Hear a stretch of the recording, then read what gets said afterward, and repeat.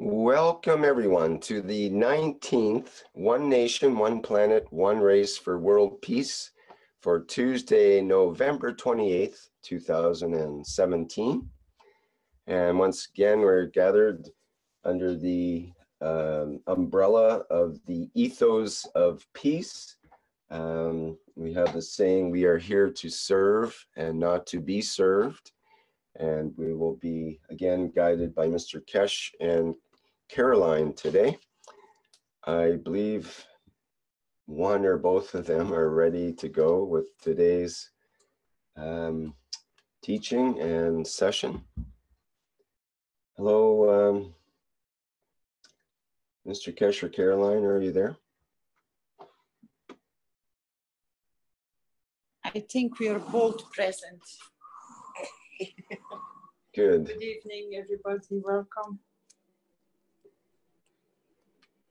I know you got some nice videos lined up for us for the more understanding the beauty of Tom's work, what he has been achieving in the islands. Unfortunately, he cannot be with us from the start because he said, I have teaching, I cannot appear straight away. I said, okay, we're going to use one of your videos. And he promised he will walk in later in the teachings. So if Rick can share parts of his work, it would be very nice. Thank you, Rick.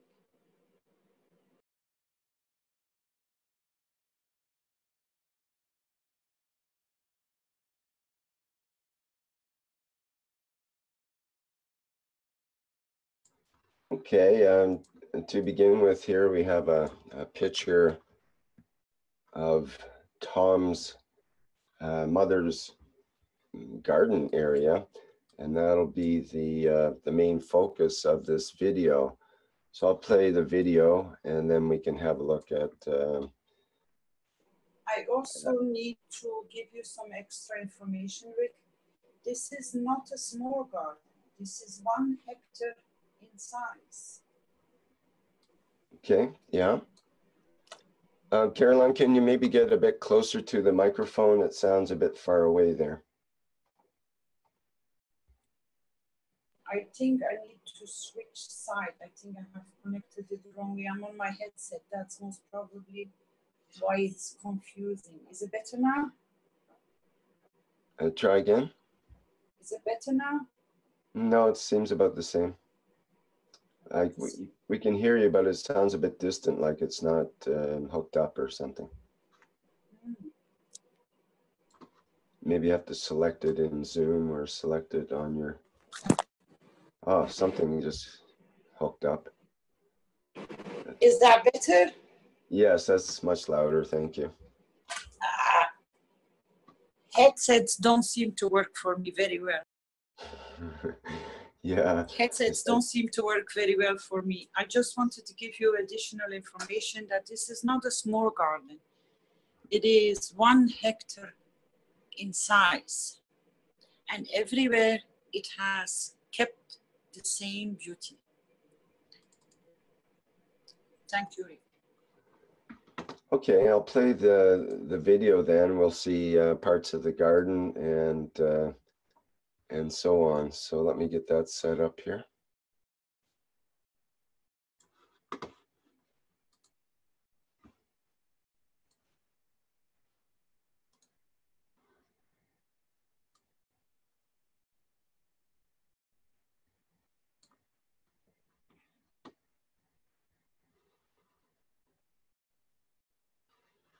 You can see at the beginning of the video here that Tom has set up a drawing with to scale of his mother's home area, and this is in Dominica, and this is where a major hurricane came through and destroyed most of the island, basically, and including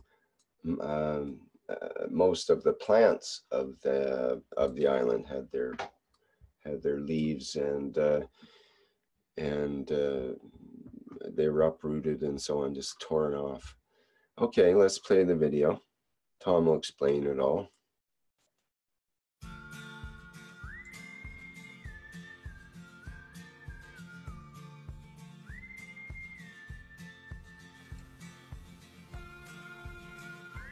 So I'm trying to give you an idea of where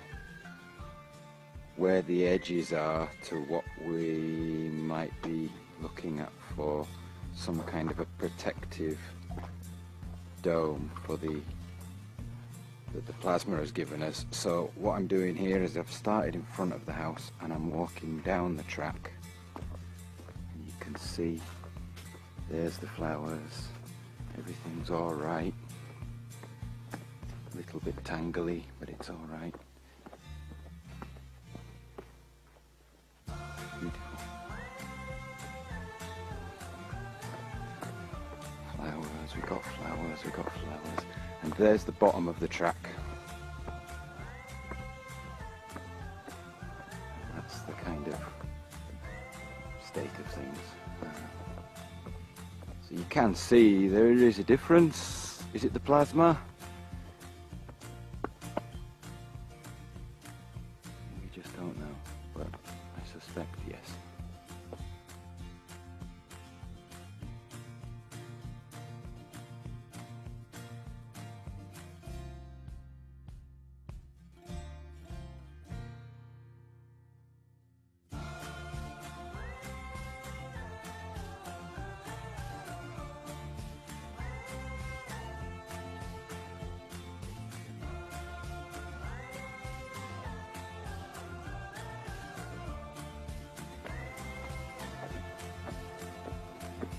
Sure, it's a different vibration.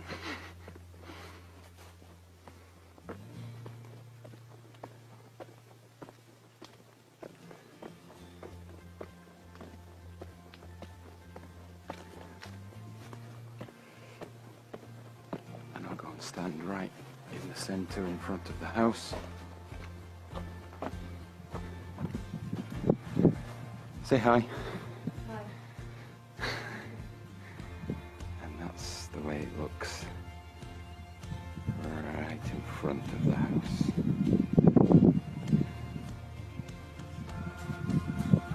There's our beautiful mountains that were once green and then now brown. Right, here's the little shed that's intact, and kind of over the top there is my little house shack that got blown down. Kind of over there is the other shack that got blown down. So we feel that there was like a ring of, let's call it a ring of oasis around the house of a couple of 100 feet, and then there was an edge to that ring where things started. The case or not, but have a look for yourself. Certainly a nicer vibe up here than it is down at the bottom of the track.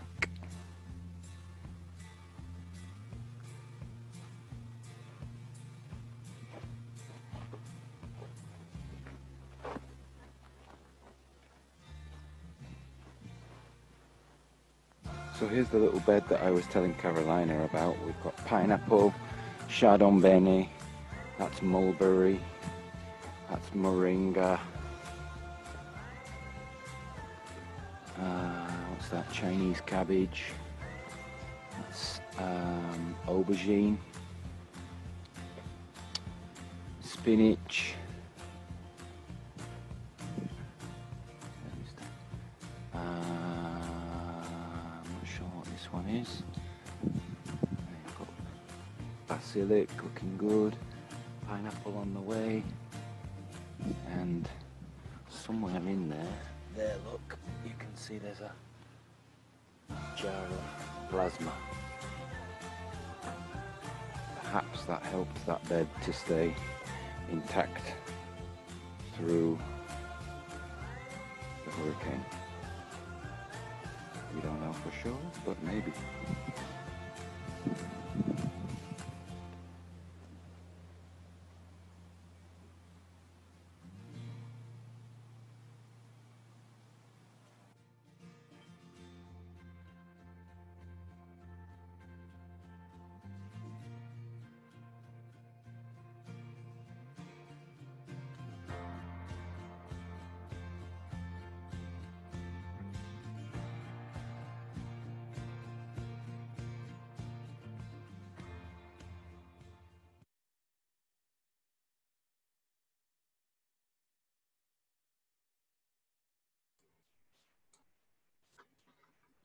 Okay, we can see,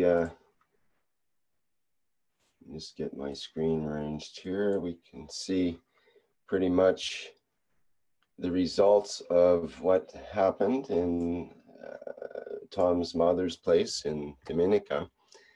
And as I mentioned, this was the results of a hurricane, but yet the area where this plasma oasis apparently was seemed to be protected. And we can put up the diagram of the diagram that Tom made about that.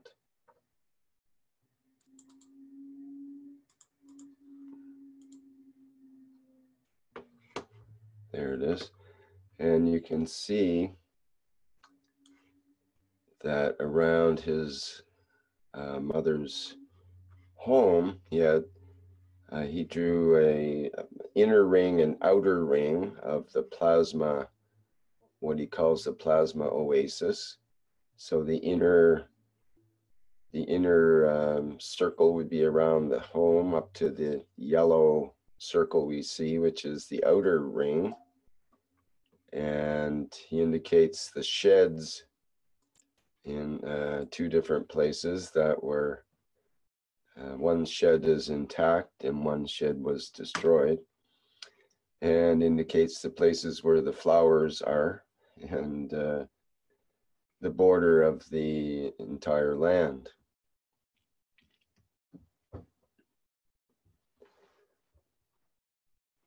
Okay, and we can show, he shows a couple of pictures that I can also show here of the plants that remained.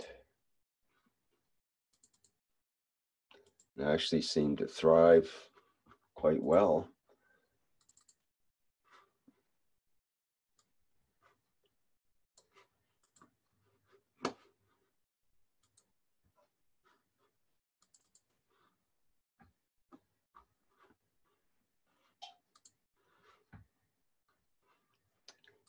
And you can see the main garden area, which is quite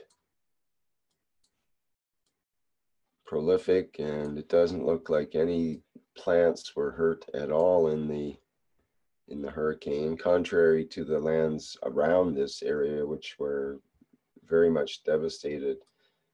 Virtually all the leaves and limbs ripped off the plants. And we can see there's a picture here of his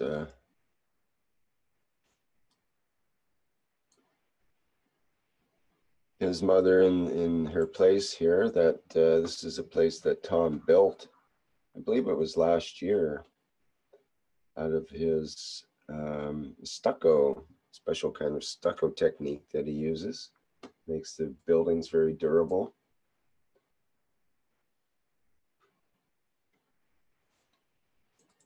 What else do we have?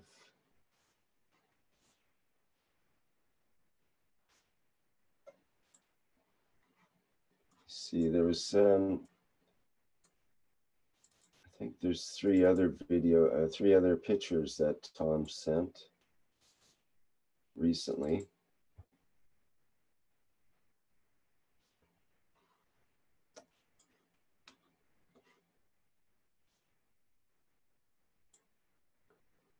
This is a picture of his, let me share it differently so it looks better.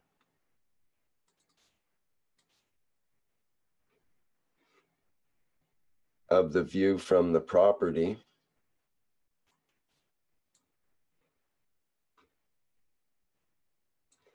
And you can see the devastation in the background. He mentioned that normally these mountains and the lands in front of the mountains would be very green, but we can see it's quite brown from the trees that have been torn down and the leaves ripped off.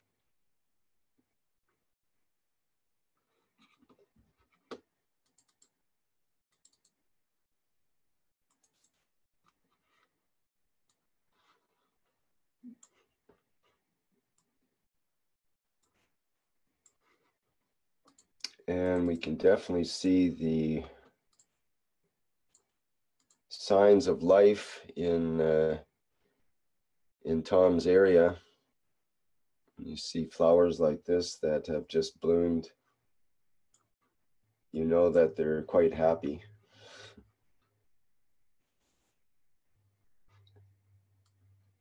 And another sign of life.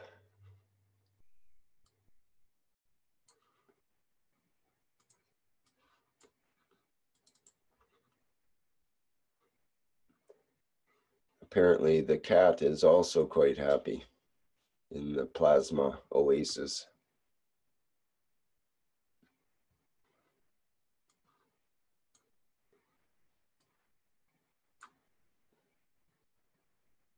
Okay, is there any comments about that or any additional information that you want to relay about that?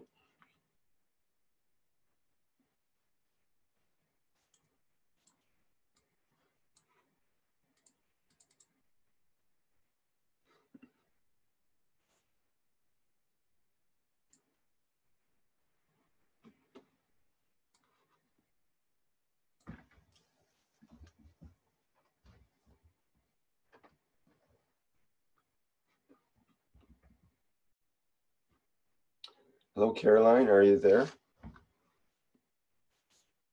Yes, I am. Okay. Can you hear me, Rick? Not too well, it's muffled. Just wait, I'll change my microphone. Just let me Okay. reposition. Let me reposition.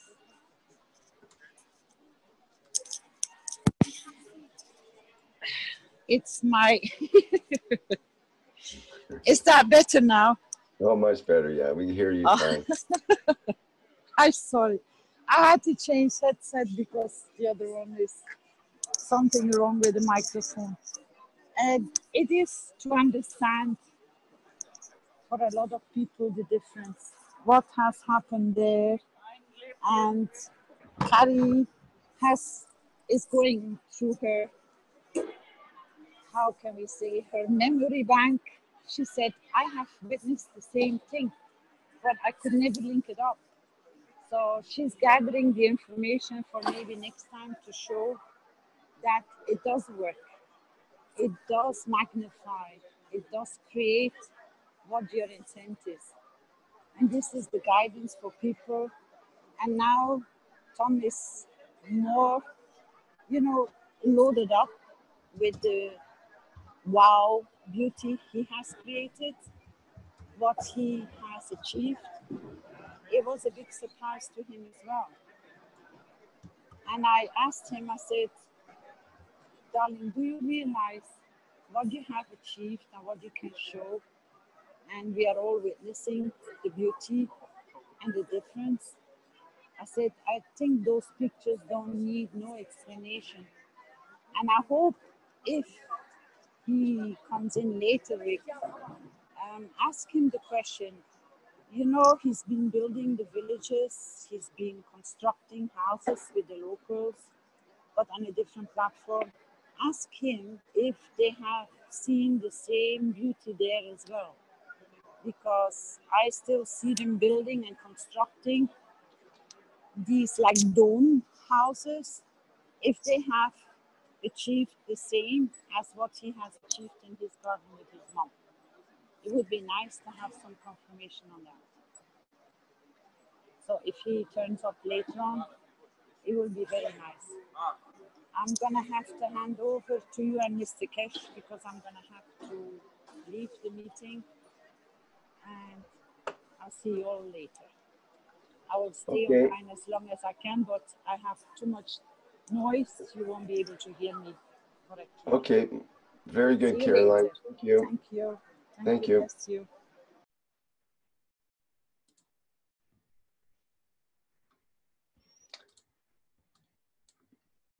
Okay, is Mr. Kesh available, or are you available there, Mr. Kesh, or have something you'd like to say?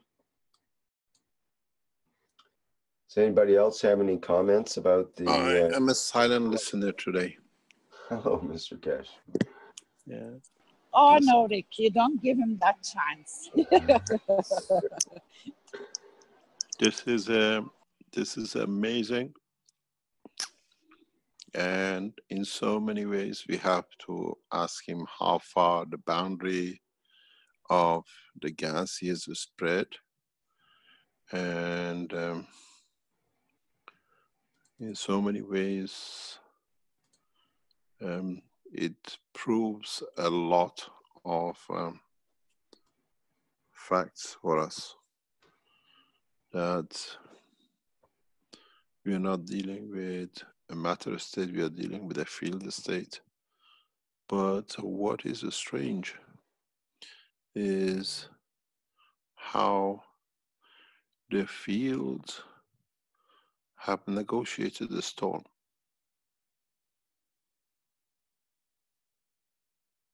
In a way, this is a shielding effect. And this is why Tom is there, looking at it as a very much a shielding effect, a greenhouse effect with the ability to shield, because it's very clear line distinction between all the boundaries. In the coming days, we have to ask if we can have a aerial picture of this taken, if Tom can organize somehow, somewhere we get an aerial picture, we get a very good clear indication. We are doing something in a much smaller scale in a mango farm in Accra, and we will see the result of that one most probably in the next 3 months, 6 months. But if this is the condition which we can gain, what we need to do is to more or less make a data sheet of what has been used, how it's been used, that this can be done this year in a number of the islands in Caribbean where the Keshe Foundation supporters. And we know for a fact in the next 3 years, 5 years, these islands will be facing one of these hurricanes, or they might go through it or be brushed by it. And we'll see what it'll be if he repeats in all the islands the same. This is not strange, this is something which we expect, but we don't understand how he's done it, that he's reached it. But we got to see what comes up. If we look at it, why only this area where we see everything else is stripped off? It cannot be that the winds gone through negotiated. It must be a shielding effect which reduces the wind. This is quite highly possible, and you've got to realize if you do this test in a wind tunnel, you won't get the same result. But if you do it in a natural wind condition like a storm, this is quite possible that what has been achieved is a shielding resistance. No more, I mean, the house is still seeing the wind, but in so many ways, if you want to call it magnetosphere of the plant or the ground has been raised, let's say by maybe 10, 20 meters. We produce machines which do these kind of things, a noise barrier, a noise shielding effect. And in a way, you still hear the noise, but it changes a lot of effects of the magnetic field of the Earth in reducing the noise, and in so many ways changes the atmosphere of the house. And we've been running tests like this for about 3 years ago, for about a year, and we've seen the result of it, and we're running one now, which is amazing enough. The first day we've seen high absorption energy and repulsion of energies. The picture speaks for itself. There is nothing we need to do. There is nothing need to be explained. But what would have been nice to see, if you could have been recorded how these leaves swung in the wind. How did they tolerate the wind? Was it a different type of wind going near the house than further out? Or was it the same hurricane passing the house? We need an observer or observation from someone who has seen it. Was it like a storm 200 meters away, and near the house was different kind of wind structure? And we see this. This is the same hill, the same area, and there is nothing left. Everything is stripped.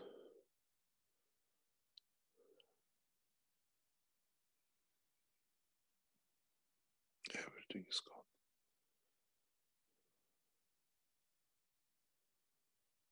These trees, most probably, most of them will die or bring shoots out in a different way. But what is the strangest? Suddenly, platform changes at a certain boundary. Very strange. The house is not touched. So it means there is a shield effect. 100% there is a shield effect. But we have to understand who the people or the mother was at home, what they saw happen in this area. May I give you additional information? Yeah. She did not stay home. She was too scared. She went into shelter, so there was nobody around. So we have no eyewitness how things evolved in this garden and around the house. She only came back to find it in this state. That's where the amazement came from. So next time, Tom and her know that You they see, can stay. we don't see any debris as such. There's no broken, what do you call it, branches. Wind hasn't gone through the house. The wind hasn't gone through the field. It's exactly the same shielding we have in the house ourselves.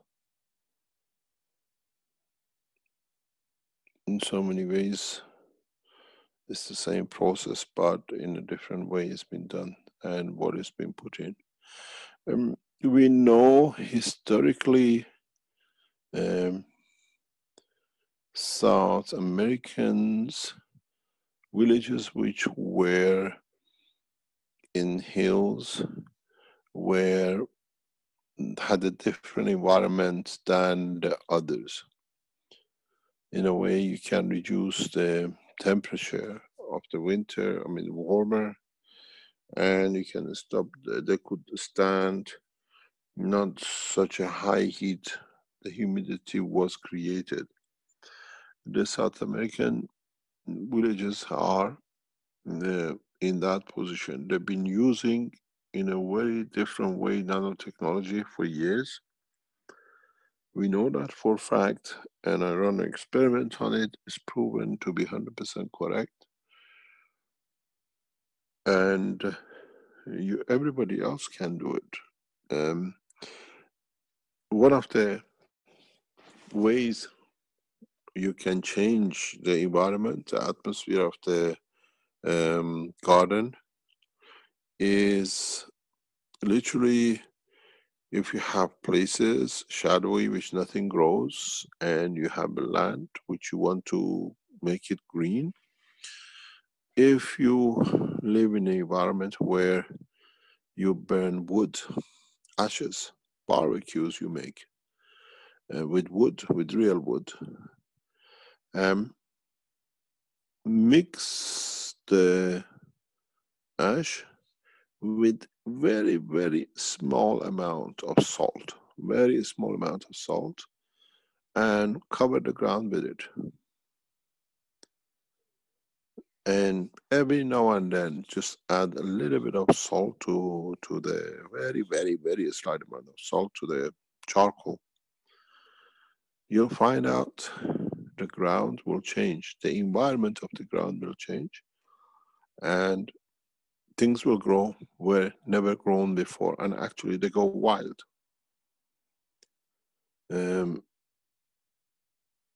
The people of South America have used this, they realized this centuries ago. And they literally burn wood to make farming land. In South American villages, we see black land, which has been created by layers and layers of wood, burned charcoal. And it's a fertile ground, but they used to add some salt to it. And you get to get things growing which could never grow. It's impossibility to grow. It changes the environment. It's very much now what we know as nanotechnology. We know as condition of creating nanotechnology, where there was moisture and there was some salt. It created very liquid gas. Now we understand the whole process. And these environments, because of the condition they created, they absorbed moisture from the environment continuously. So they were fertile, even though it was in dry areas.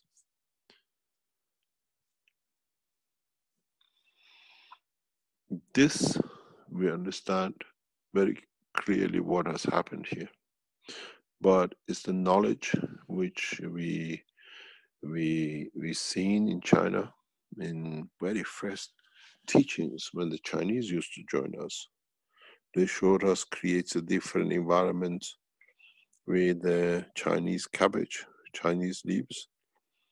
If you go back into the teachings, I don't know, very, very earlier on, the Chinese used to present a lot of teaching, a lot of new material. And this was one of them. We've seen this the same. Caroline and I, we ran we explained this before. We ran a test with Dilla, the herb, and we saw it going throughout the winter outside in the garden, and still was there till March. And we all know Dilla literally dies of frost. And this is very interesting to see.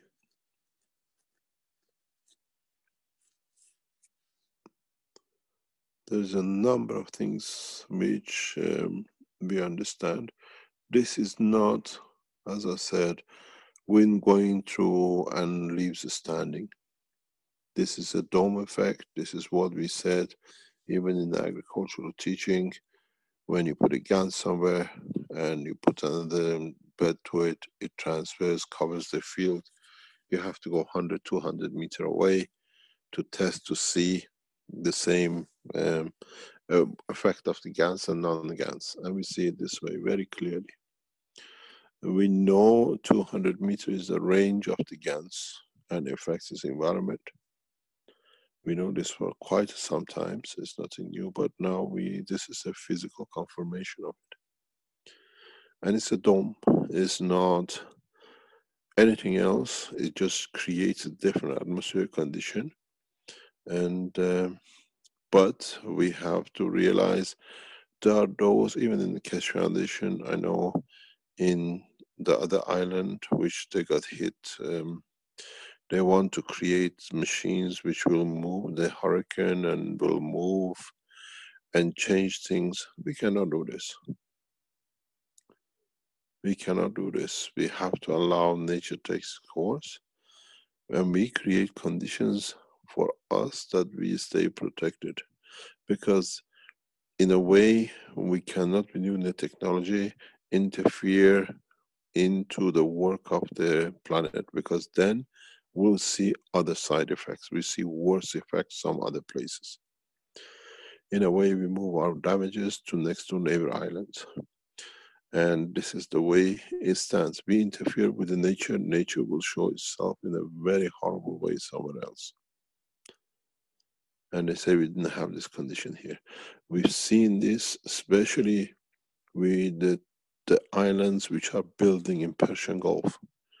The Palm in Dubai and the new the continents are building, they are showing huge damages in the Persian Gulf because they have changed the environment.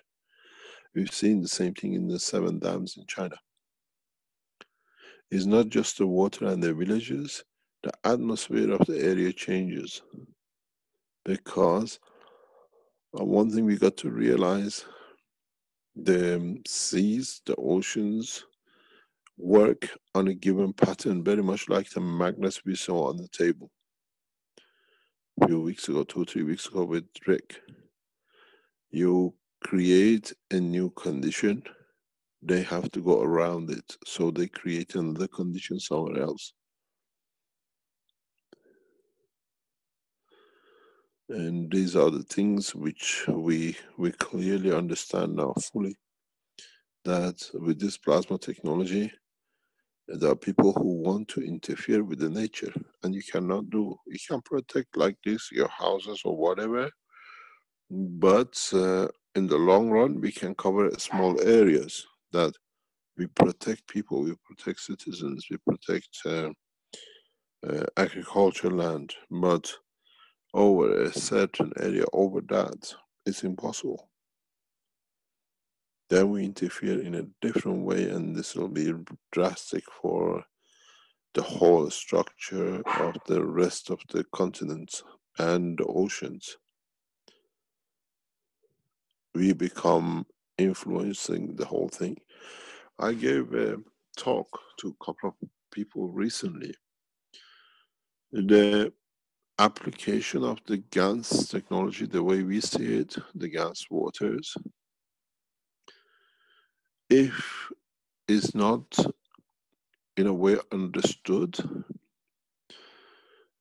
it'll be very, very drastically changing the atmosphere of this planet, because we are creating satellite magnetic fields which they infect the Earth planet, the magnetic field of the Earth performance or its passage.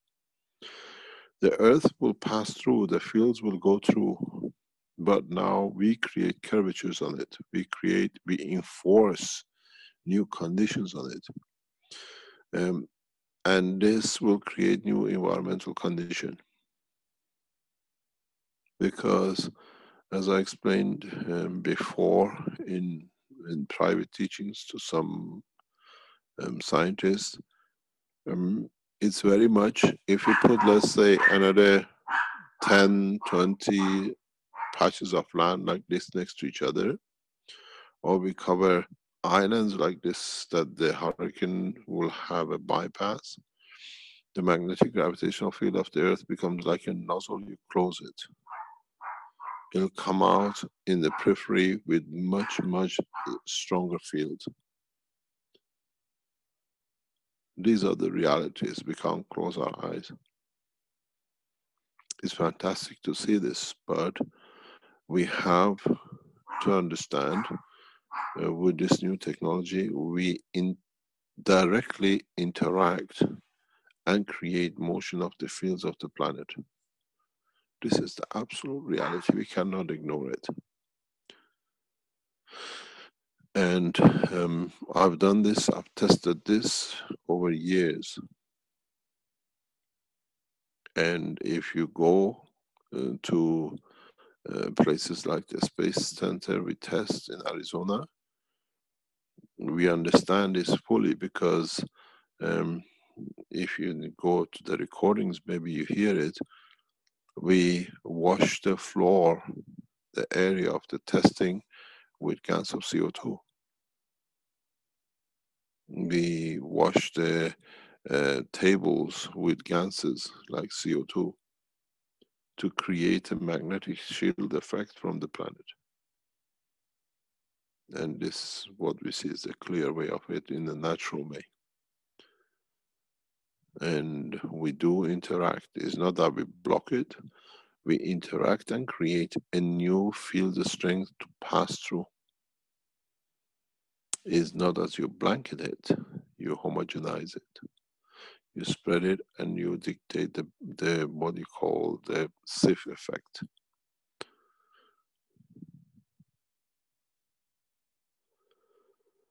We see these quite, we'll see people around the world where you use the gases and they use these things. We'll report more and more. We see farmers are reporting. We see fishermen are reporting. We see people who are in agriculture are reporting. We see people who, there are some reports, people in Keshe Foundation supporters who live in high-rise apartments are seeing some effect. These are the things which over time we will show. But Carol and I, we've been using systems to create as effect as you see around our house for some times now.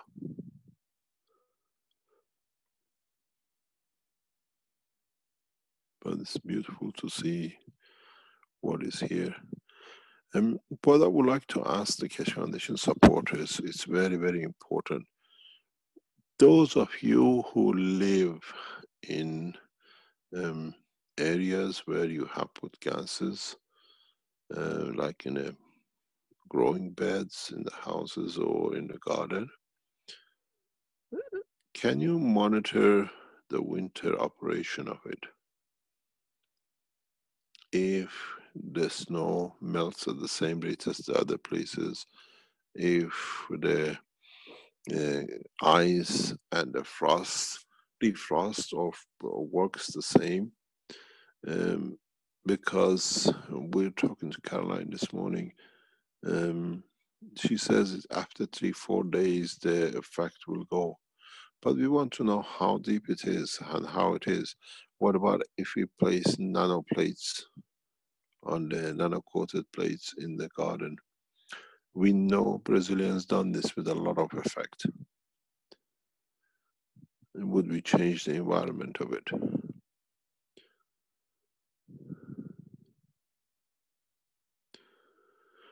And these are part of the structure of curvature of learning, but this will affect, we don't need to help, or do we need to help in disaster areas?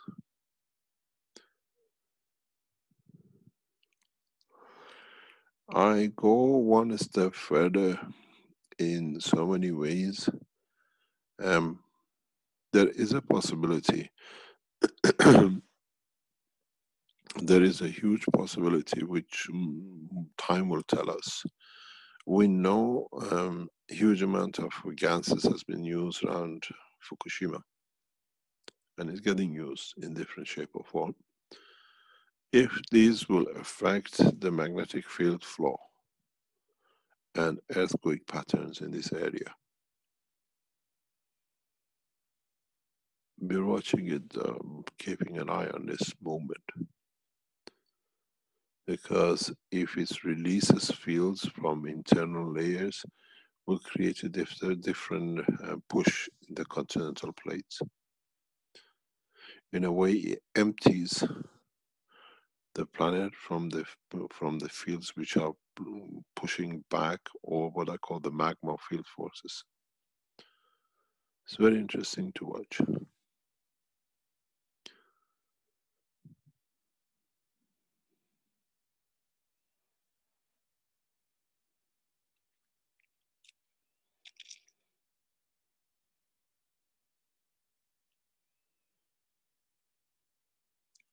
Sorry about that.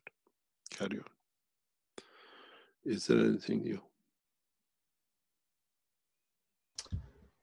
Well, I think that pretty much covers it with Tom Salas with his latest information until till we actually hear from Tom, which he may come in at any time here to give us additional information.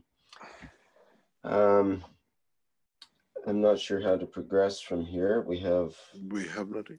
The Tuesday evenings has put in for the interaction of the people, or what I call public, with the councils, with the three councils, the core members, the Earth Council and Universal Council, and in what is and how they expect to interact with the population, with public. What are the gifts they can bring like this on the table? Where can we be effective? Where they see a positive move to be done? More than anything else, the Tuesday afternoons was agreed to come in to the way it has been done, to be a line of communication between public, the wishes of the public, and members of the councils. What are the listeners are asking for? What is their positive wishes? In a wish, not in a wish, what they see, where the strength of the councils have to be used to bring that positive change in. We see with Tom, we saw with Paul, and then it disappeared. We don't want to hear news that in Marama they're doing this or that. We want to see what we can add to it, that it can bring the change. It can bring a positive change.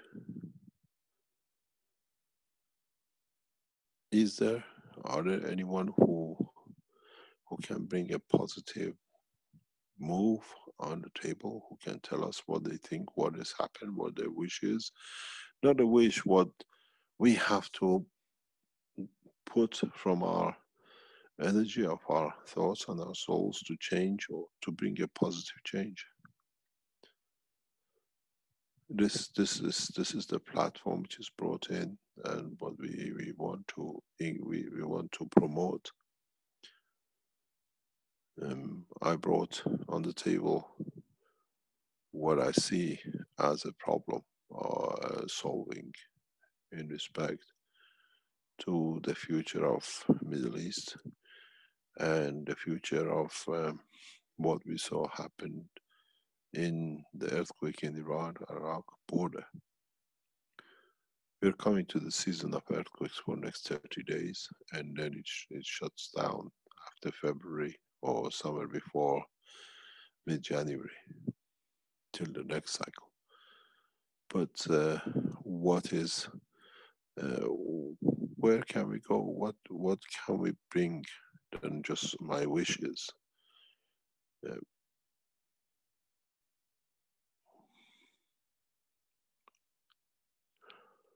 are a lot of positive things we can do. There is a lot of positive things. One of the ways we can and we should be able to help is to eradicate hunger. Is to using the new technology to create fields to the extent that we can eradicate hunger. With the dynamic systems, with the new systems where we can wish. How many of you have tried to bring into work what has been taught on Thursdays? How many of you have tried to extend your field to cover the person who could be sick next to you? How many of you have moved been to the hospital and sat next to someone and extend the boundary of your soul that they could take from your soul and see the recovery the way they want, not what you want to force? It's like taking a glass of water to a sick man on the bed. Would he take it? Would he drink from it? You have provided it. But this time is done through the soul of the man. How many of you can walk on the street and see the face of people changes? Because the extent what you have given to them without unknowingly, you have changed their field and their strength and their emotion. I think Keshe Foundation supporters and people who listen have forgotten about what power they carry, or they haven't realized what power they carry. Because we change the society, we got to change that. How many of you have passed house and you've seen it, or you can bring pleasure to the people or give enough to them that they change? The time of Christmas is coming. How many of you can give a gift of soul and not a box?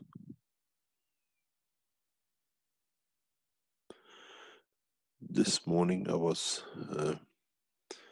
in a hotel and they were putting Christmas boxes under the trees, ready for the hotel for Christmas parties or whatever they have.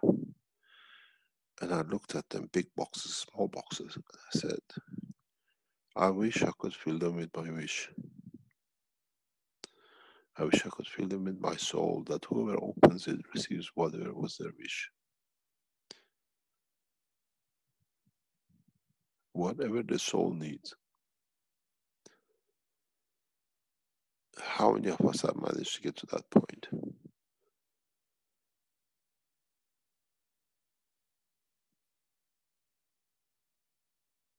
How many of you come to that point? In a way, how much trust is in us that we can give from what is us unconditionally, not worrying, but seeing it but received by somebody else.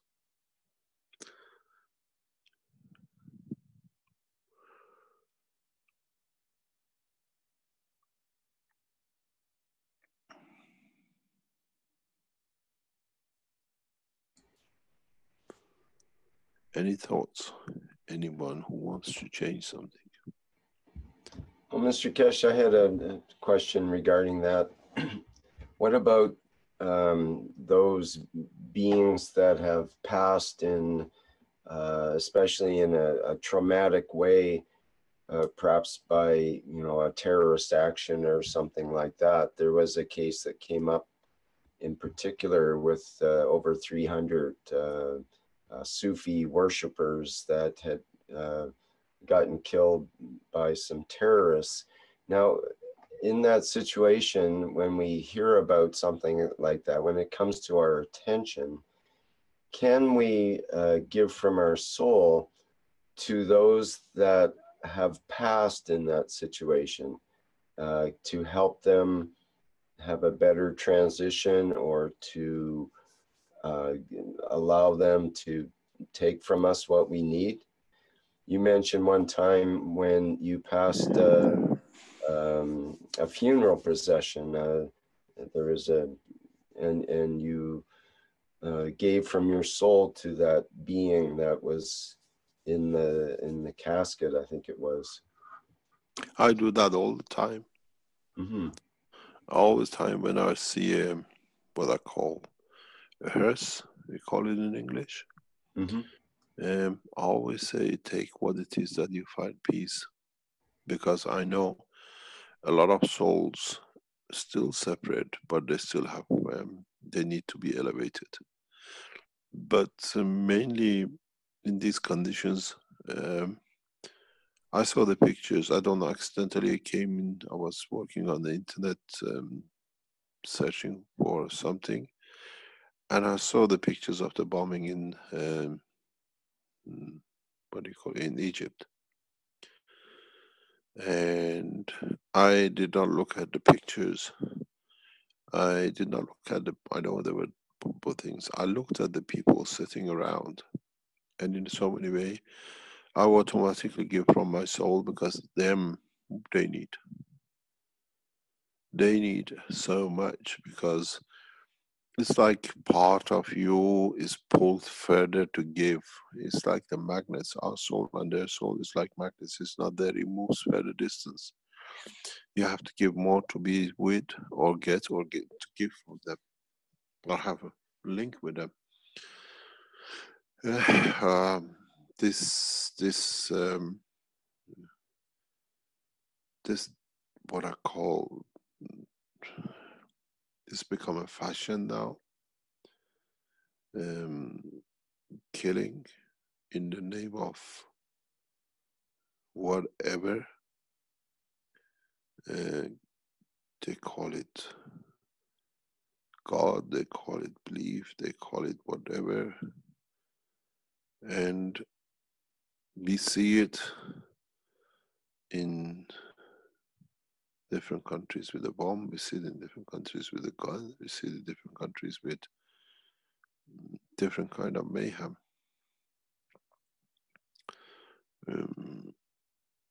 As we know, a lot of it is made up to create, and a lot of it is real.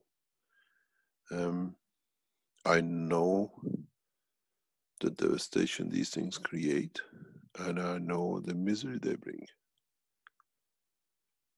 And I've seen the the the damage they do, psychological damage they do. But you can give, the only thing is openness for it to be taken, in a way, openness of the soul, that you link and they can take, and to reduce the suffering. We can give a lot, we can do a lot.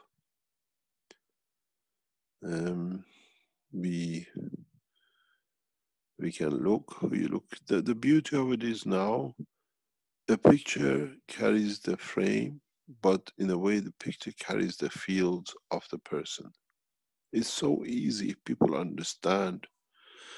When you take a picture, it's like, as I said the other day, you're having a magnet, you take part of that magnet and you can link through that magnet to where the main is.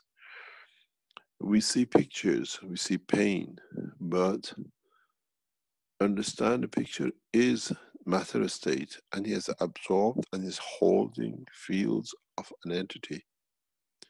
Doesn't matter how you call it, because even to capture a picture on a paper, you carry the fields of that person which is in there. So it's easier nowadays to give to, or to open the channels or open the soul of the man for it to be targeted. It's so easy. It's amazing if you realize how it is. Some 30 odd years, we've seen this world leader literally ripping everything apart in part of Africa. And 2 or 3 weeks ago, I just wished, I said, when this is going to happen, it's time for it to go. It's time for a change, that these people stop suffering. And when I saw it going, I said, oh, many governments tried, many people tried. It wasn't my wish. And I ask it to be so peaceful transition. No more what we've seen in Africa, killing, murdering, one president goes, riots. Such a smooth transition, not a single bullet. And when I heard it, I said, bravo, chapeau.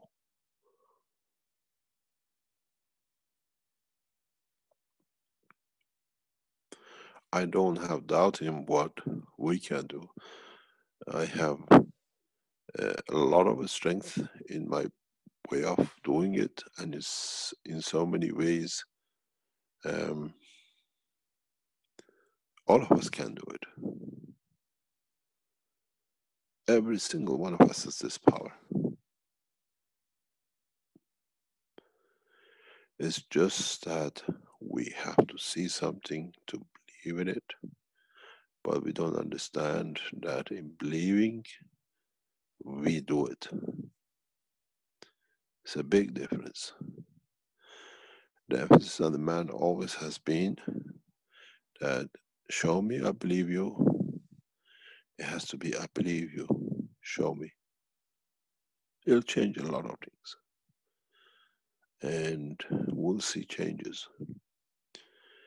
I have given a lot of support and a lot of understanding to President Xi of China. He has absolute access to anything he wishes.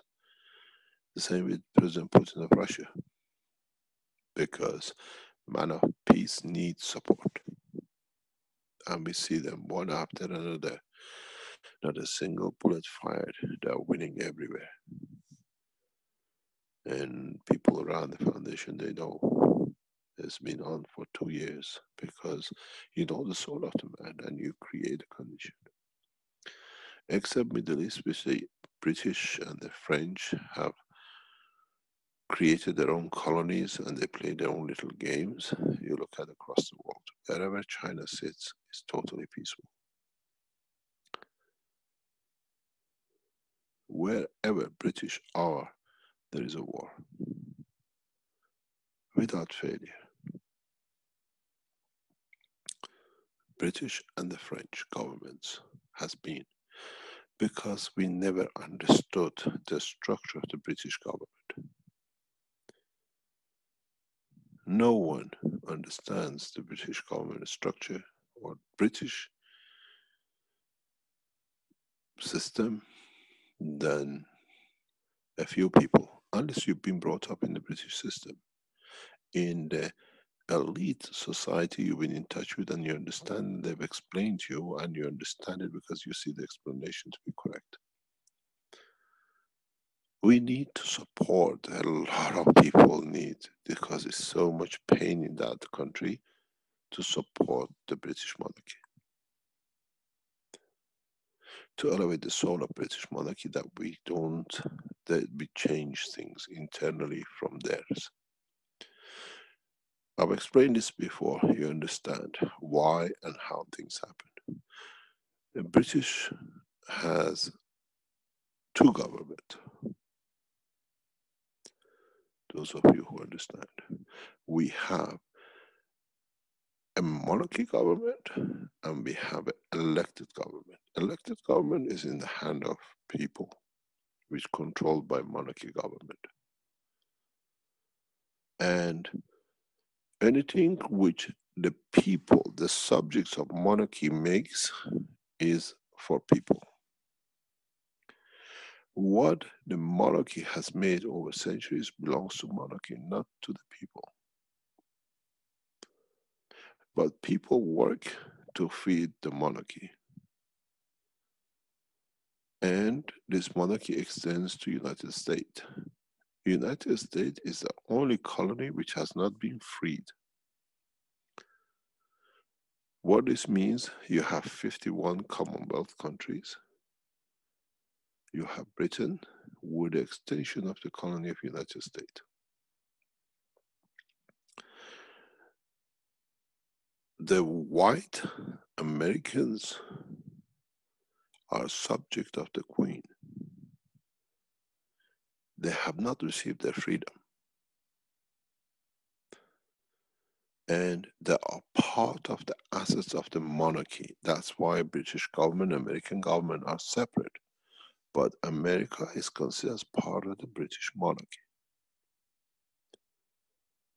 This is why when you see they plan wars like in Iraq, British move to the oil fields where the money is, and American fights in the places where the debt is. Those are the soldiers to protect monarchy can take the money out, which is the oil. We've seen in the situation in Libya.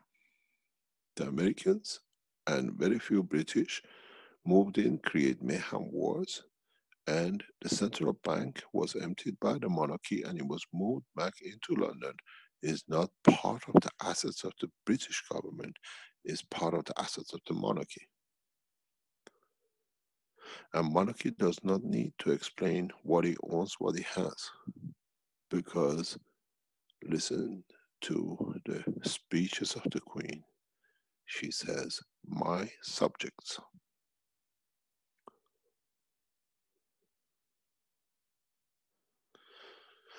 So we see most of the wars around the world, set up by monarchy, carried out by subjects. So you don't need to pray for or give to or elevate the soul of the British Prime Minister, because he has no say, he's just a tax collector. We don't see British policy changes every time the government changes. British policy made by monarchy is 100, 200 years ahead.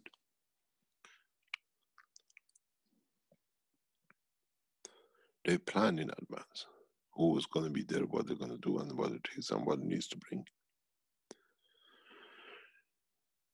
The same, so if you understand you want to elevate to end peace, you look for the royal family of Britain to elevate their souls. Plus the Privy Council, which sits as part of the government. The Privy Council is the most powerful government in the world, which sits next to the Queen of England. They govern. So the advice, and the Queen carries out their advice, so it means they are governors. Now, do you want to elevate the soul of the Prime Minister, or the master that orders the Prime Minister what to have to wear? You want peace? Look at British monarchy and elevate their souls.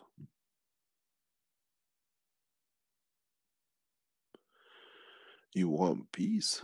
Look at the French monarchy, which at the moment very powerful underneath is operating.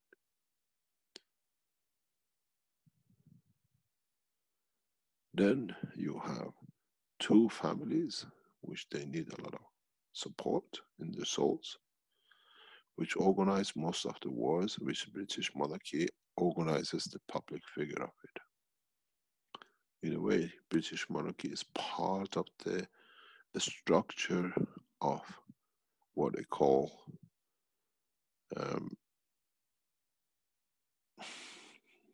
world governments, but European world governments, and a lot of people don't understand this, which goes back into the Rothschilds, which goes back into the knowledge which was brought in and was gifted for the peace of man, but it was used a different way.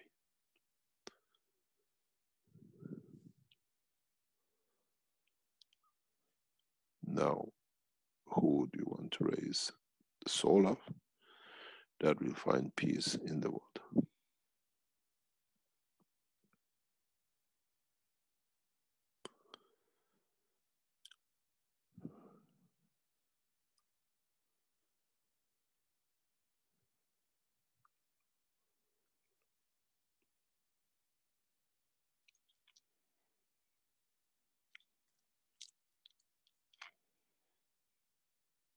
You got to think.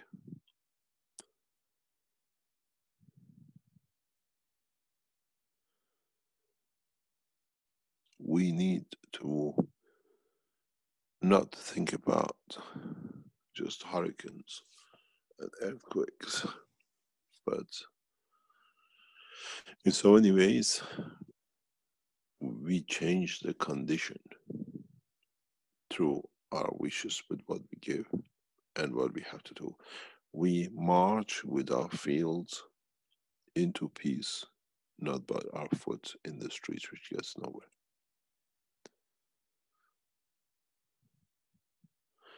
This is what I was explaining very recently.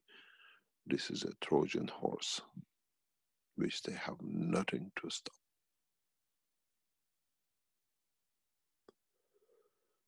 Nor the British royal family, nor the French, nor the others who are sitting on the same table.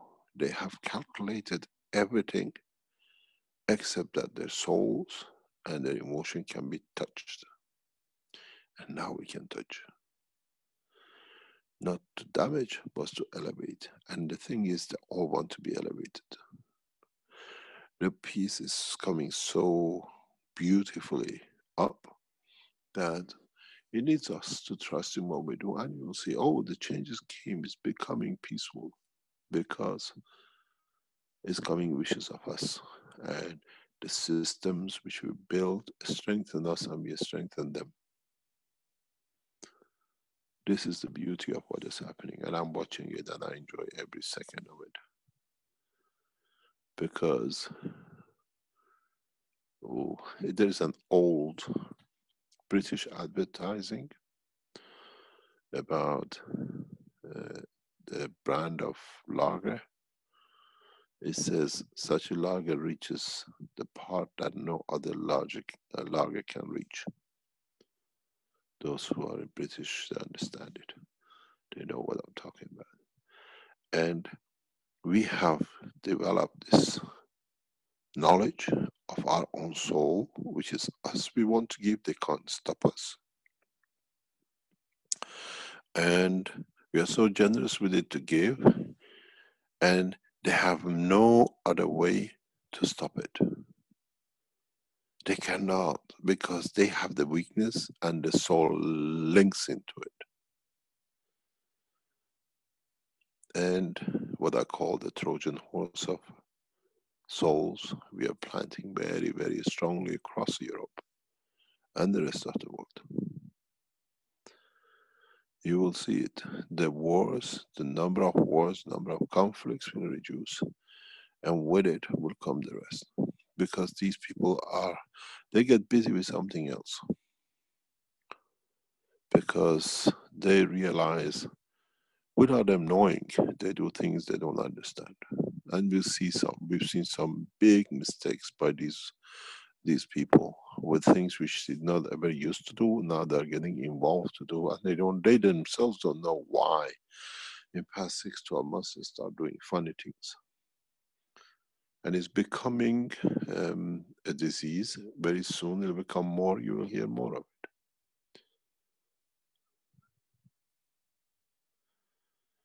it. It's the beauty of it. I have planted in all of you a seed which you cannot stop watering it. It cannot stop its growth. And the seed of love and giving. And the seed of understanding that love and giving come from your soul. And because they have a soul, you got them.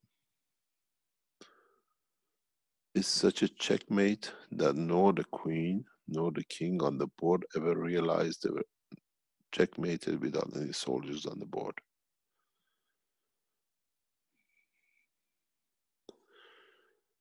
You watch.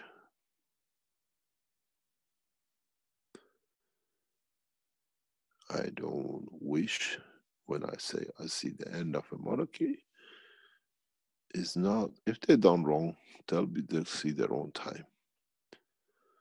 But what will be interesting is how many of them will start walking off. Many, many of them. I have targeted British monarchy to reach the level of presidency. Very soon you'll see. My soul, my effort goes to British monarchy and what I call Privy Council. You watch. Join me in it. You stop 500 of wars, 500 years, so many people have died. I used to have a friend, what I call somebody I learned a lot from, and I've told this before. His name was Bill Cramond. You can check it on British Lord Cramond. Bank of Scotland, Royal Bank of Scotland, not, but Bank of Scotland. I came across Bill when I was very young, and I learned a lot from him where the money sits.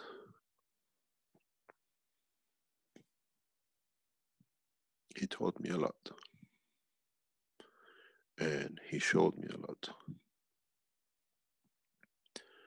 There is more gold in the backing of the British monarchy than most probably anybody could imagine. Is not accountable, is only accountable to the Queen what is kept.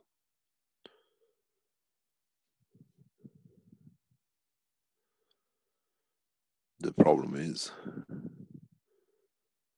making gold now will become very easy. I was hoping that by Christmas we give you a gift, but maybe next year you'll have a gift for Christmas. You can give anyone a machine that they can produce gold. A gold machine will become as common as anything else. I want to know who is going to finance more wars for gold.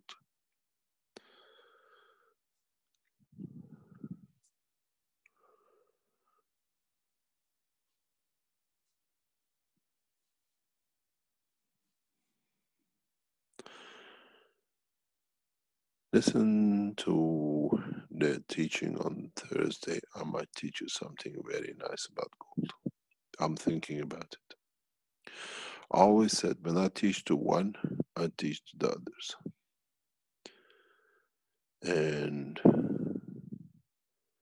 this morning, I taught a brilliant mind in plasma technology, how he has made gold and he could not see. And for the first time, I explained to him that how gold was created on this planet and how easily you can do it.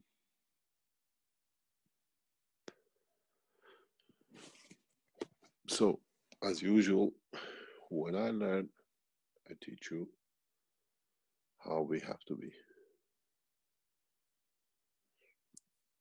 So, elevate the soul of those that you do not understand what pain they will go through, that they killed so many to have so much gold, and now everybody has a gold, and their gold has no value.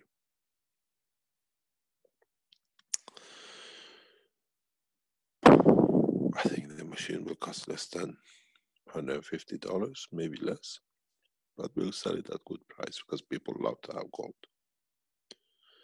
Because the money goes back into helping those who actually needs gold hard to be able to give, to be there to support.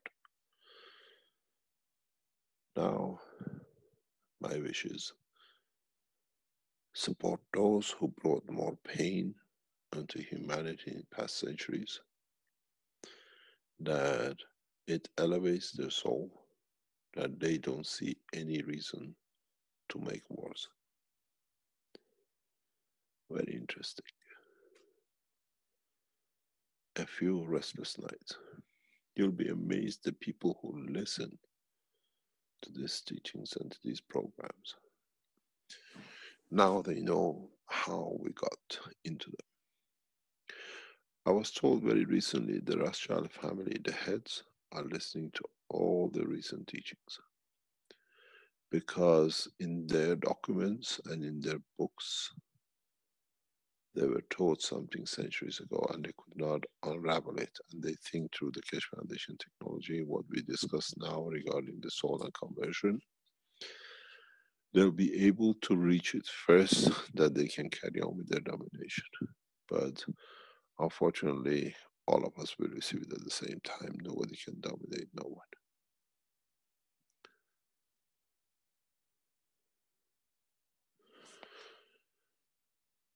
I'll read you something, if I can find it, what I wrote this morning to one of the brilliant brains of Keshe Foundation, what I call knowledge seekers. And I read it, let me just find it. I'm looking at the text, the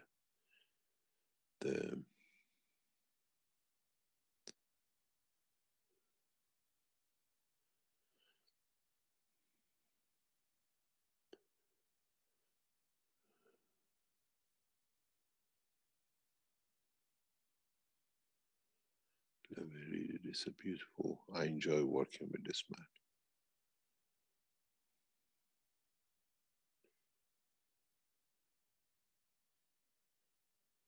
Just let me read it for you.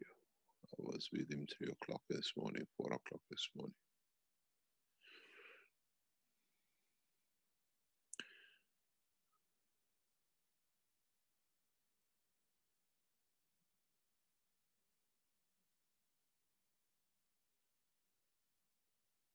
think he's on the line. Just before I come, he was online with me.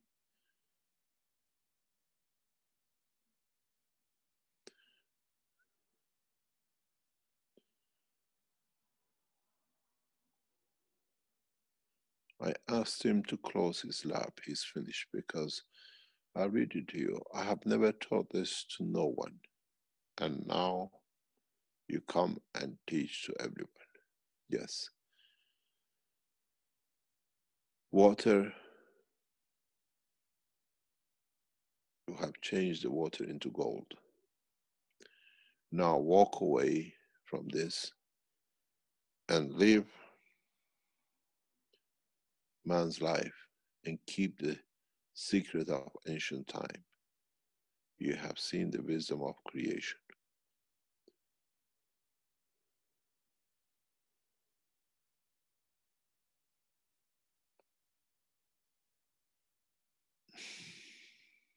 So we have seen for the first time one of our Cash Foundation's knowledge seekers, true knowledge seeker, has managed to achieve it. And I explained for the first time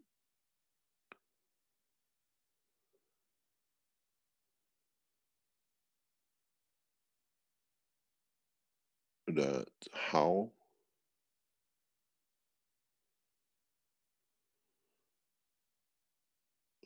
I can't even say if I could read it.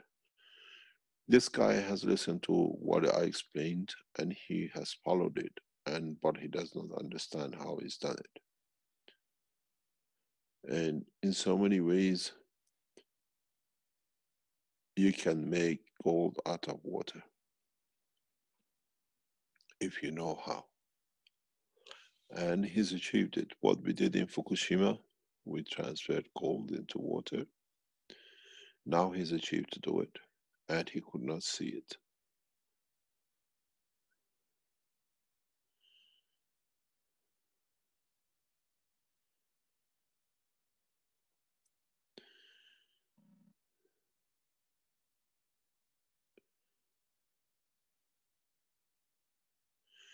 I wrote to him, redo the test and see if you learn anything or missed anything.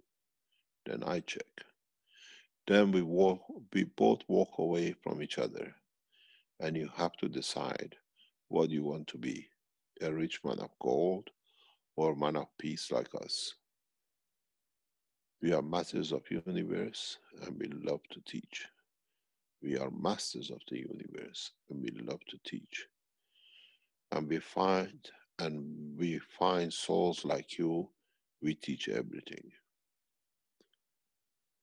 So we see the elevation of the soul of the man has brought huge teaching forward. I asked him to join us in the background. He's there, he knows who he is.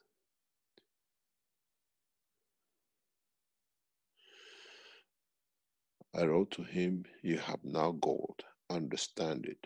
Then I teach you how to convert it to solid gold and get paid for it.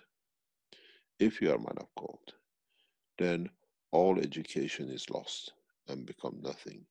The secret is detachment, like me. I know this knowledge for thousands of years. I see no value in gold. Gold has no value. The knowledge you gain today is real gold, not the gold you made. This is a death in the coffin of monarchies who kill for gold. And strange enough, is made by a very simple man. By a very, very simple man who has no knowledge of science.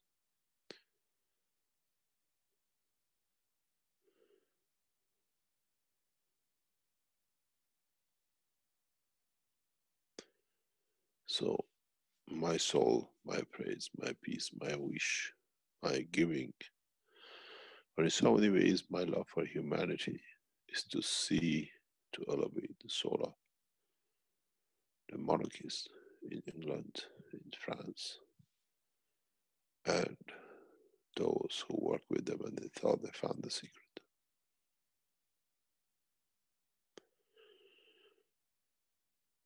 Actually, the way the gold is made, this process, is the key to transportation in the universe.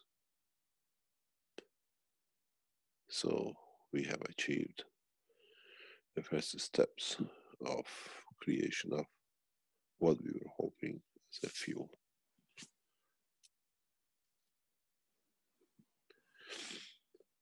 I hope I brought you a good wish. I wish all of you make gold, that by making it, gold will have no value. But ask yourself one question. Can you eat this gold? It can give you the energy to survive. The gold we have created as a GANs will nourish every soul of the man. Every single cell, soul, physical, and through it you can elevate the soul of the man itself. Yes, with this you can eat the gold. This is the only gold which you can eat, because it has the strength that it bypasses or superpasses the level of the emotion of the man.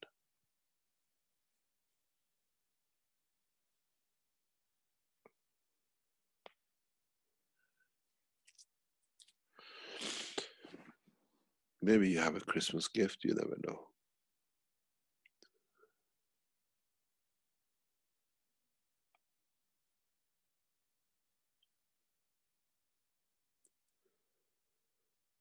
I said to Caroline, I'm not teaching on Tuesdays. I do enough on Thursdays now. She's like sitting in the background watching it.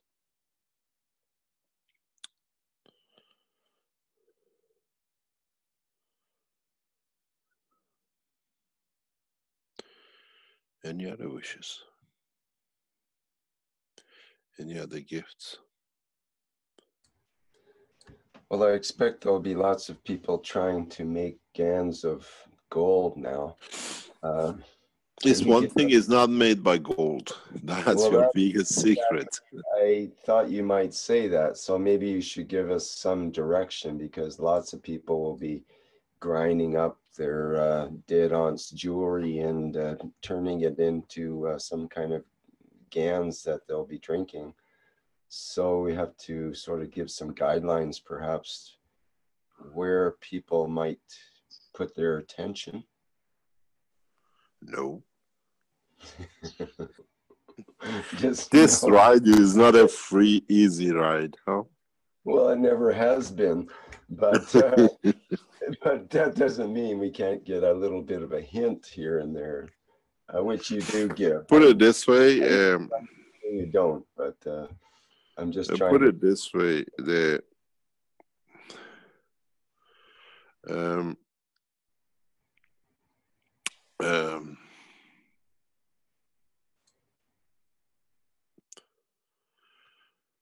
If you understand the process, how gold is created, and why we have gold on this planet, and why gold is soft.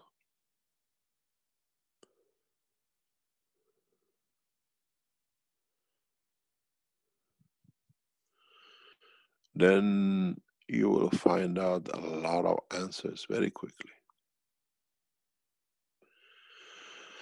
The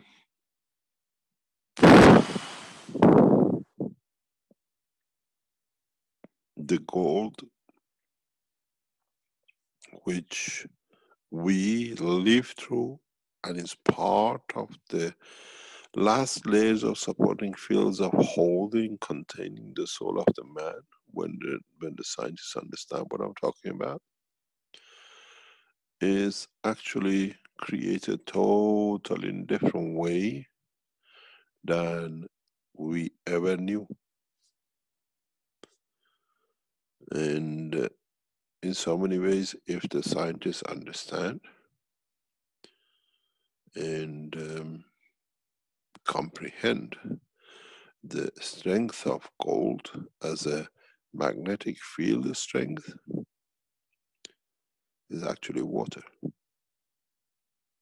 but a specific kind of water.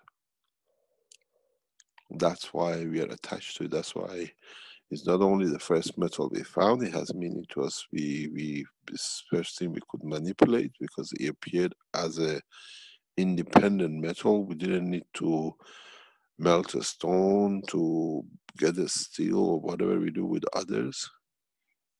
Gold is one of those things which primarily is in pieces on its own. And nobody has asked a question, why? Why do we find nuggets of gold? Why do we find pieces of gold? Now we find leaps of gold in water with a new process. But these are all in the magnetic gravitational field strength.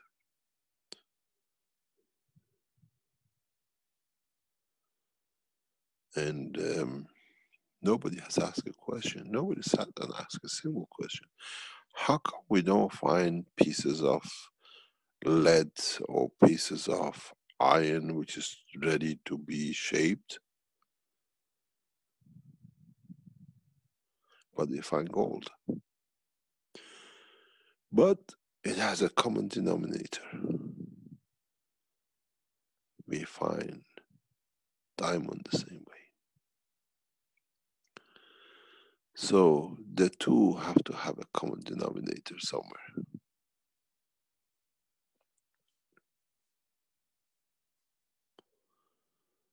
And both gold and diamond come from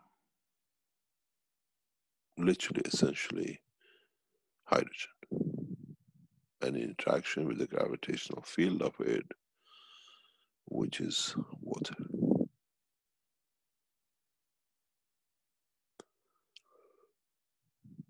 So maybe we understand why we have attachment to it, because it's part of the structure of our life. That's why we find gold in the body of the man too. There is a logical sequence in a lot of things that those who have a scientific mind or understanding of. Every element we find on this planet, every element, you name it, we find in the body of the man, in the cancer state. From plutonium to uranium to gold to silver, we all have a certain measure of it in the cancer state. So we already have it. We have to understand how and what it does, and what benefit it has, and what does it create.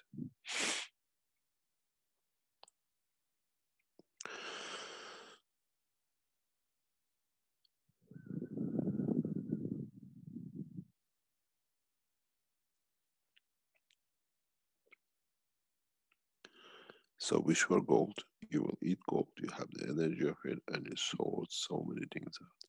It very much sits on the same line as what we understand with silver.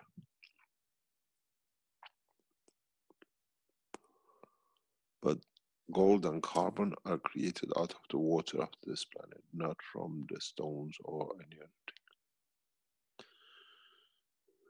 thing. Good day, Mr. Cash. Hello, Jalal. Is it OH2? Pardon? Is it OH2? No, it's H2O. But it's better to be OH2. Maybe. Okay, I have a question for you, Mr. Cash. Which one better? That a man be in peace, making peace for himself, or the man making peace for the others? You know my answer. Yes, but if you... Or have you snookered yourself with your question?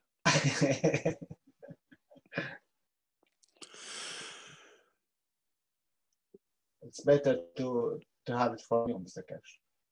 What? It's better to you explain it for us. No, you understand it better. You're always well educated.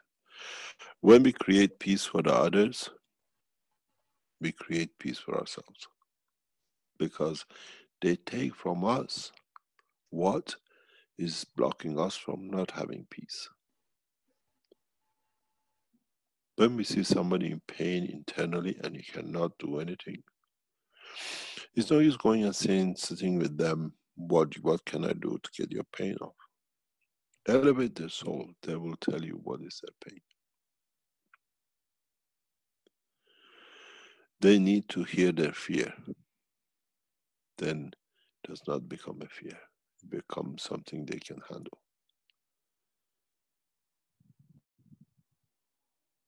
Why do people lie?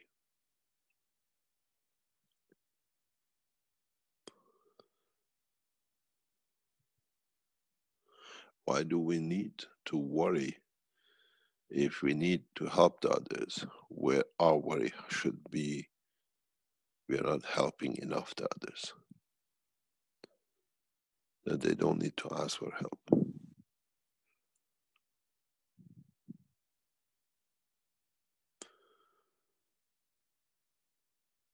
If people understand the process, it works much easier. I don't do anything. I spend a lot of time running around doing things,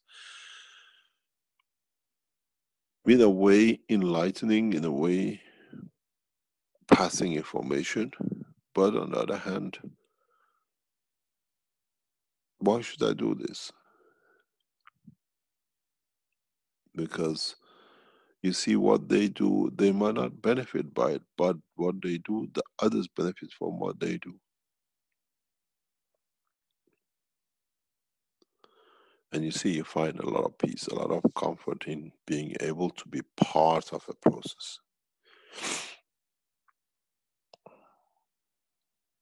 This is something you'd always don't think, is it better for me? Is it better for them? It's always better for me to be a process, for them to be better. Because at the end of the day, if I'm supposed to be better, it will be there. And we be, it's very strange things. If we need to help, we do, and having no fear. The fear is, in a way, not being able to give enough, and not the fear of how I lose some. I don't understand people who go deliberately to damage. The people who thinks it's their right to damage, and the people who think I damage anyway. I keep away from them. And this way is, I leave it for them to elevate themselves.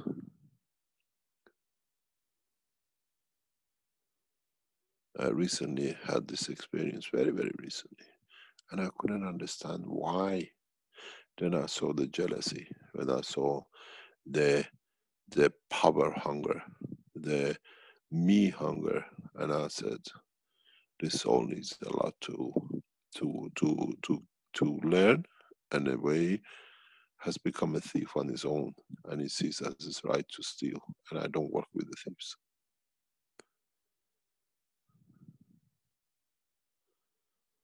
So I leave it, let them steal from themselves, but it's there for them to take. And it's very easy, very, very easy. You just don't waste time, your energy, you just walk away from them. Because these people don't need wasting time with.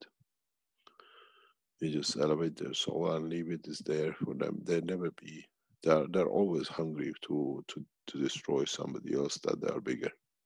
So they need a lot of giving too. And you just sit and watch that they grow in their own time. I just walk away from these people. It's not that you don't elevate them, you allow them to come and take, but they can't steal because they got habitually used to destroying others to steal from them. I just walk away from them. I don't even talk or shake hand with them because they take energy by stealing. They are not there to serve, they're only to serve themselves. And these are the souls which you keep away from because it's there. You don't. When a man steals a gift, is a thief by nature. But when he's there, what you put out, you don't feel is stealing. It's there. They can take what they need till one day they grow mature.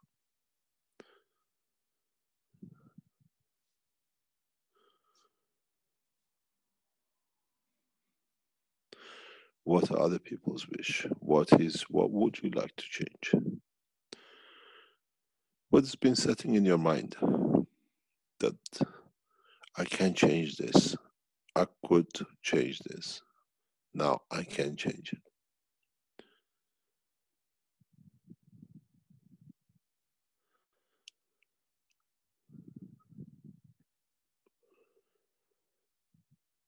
Change the wish to I can. You'll see it turns totally different. I can make this place a better place. I can bring peace because I am the provider of the fields of it, that it brings the environmental peace.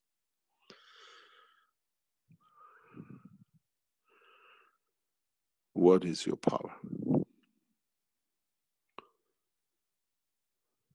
What can you do? What ability you would like to have, but you can.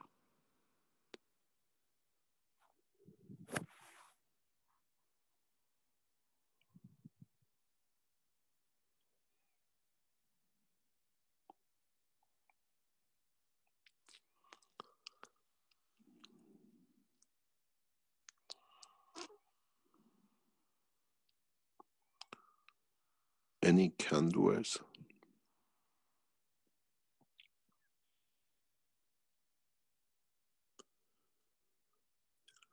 There's a comment from Hassan in the Q&A.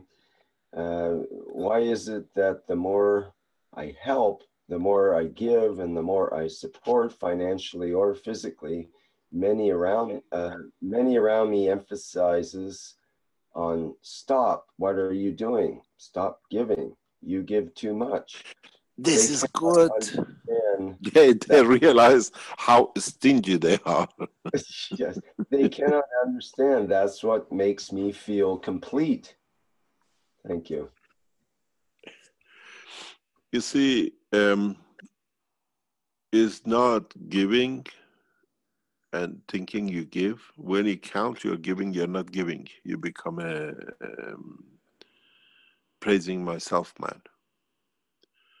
If you give and you look what it is, I share knowledge. I give knowledge freely.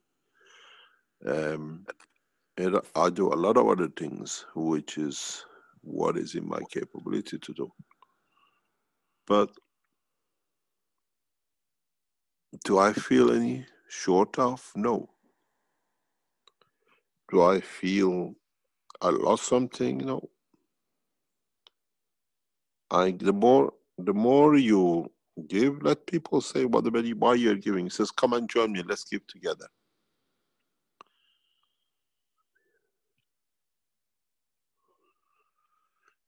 And you see what happens if they join you.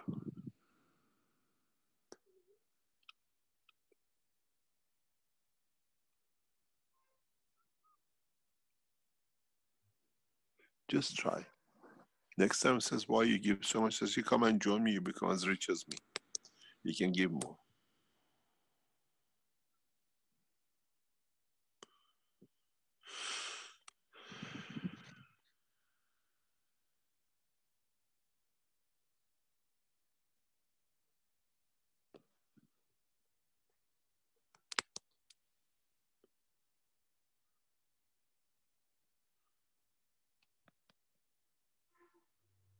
I always say,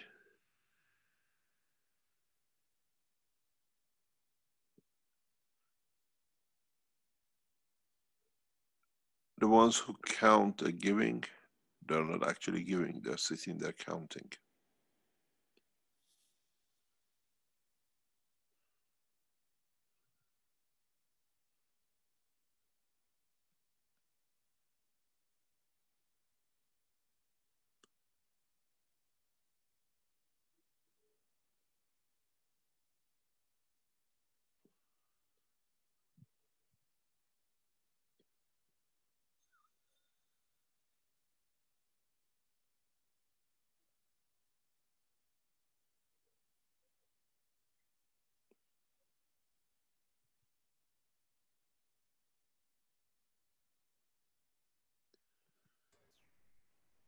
Any other givers? I think Mosfek would like to say something. His microphone is open. Mosfek, go ahead. Well, that was a mistake, but I'll say something about the wish that we made in the Universal Council. We said the wish was that the people who have been enslaved regain their sovereignty back through the elevation of their soul. That was the wish we made in the Universal Council meeting last time. So I just wanted to say that one. That's it.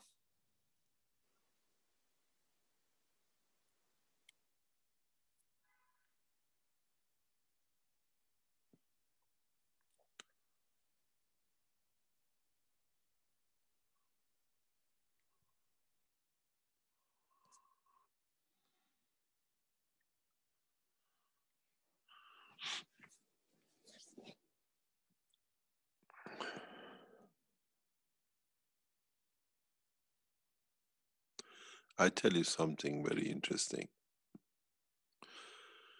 If you have a fear of what people try to make you fearful of, it means they have sat down and what we call in English, sussed you out, and they have studied you, and what is your strength is their fear, and they want to warn you that this is your fear, your weakness. And this is exactly where you understand where your weakness is, but you understand this is your strength, that it bothers them.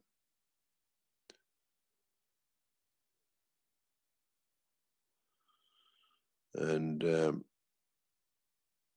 if you want to support the soul of those who are enslaved, that their soul will be free, or in any way, shape or form, try to understand what you have done in the long run, what the human race does in the long run, that leads to this slavery. Try to change at that point. Then, not only the wishes of your soul will come true, but what you do will create that condition. And I do that by example of what the way I understand and the way I see the foundation has to go. And we work in this pattern, we work in this way, we live in this way. I don't go and give also things, try to stop slaves, people coming to become slaves, to be picked up in Libya or in Dubai or whatever. As Keshe Foundation, we go and invest in these countries to give that they don't need to think of moving to become a slave. And this is what we got to do as a foundation, as where we sit. We have to go to give at the source that people don't become slaves. Donations does not work. American government gives a lot of aid. A kilo of rice at $6, they pay $20 to the American rice maker, and they sell it in Africa for $2 to make sure that the gardener, the farmer, who cost him $3 would never make and they can forever make themselves control and giving to their people to become richer. If the American farmers were not paid to buy grains for American donations, the American farmers will go bankrupt.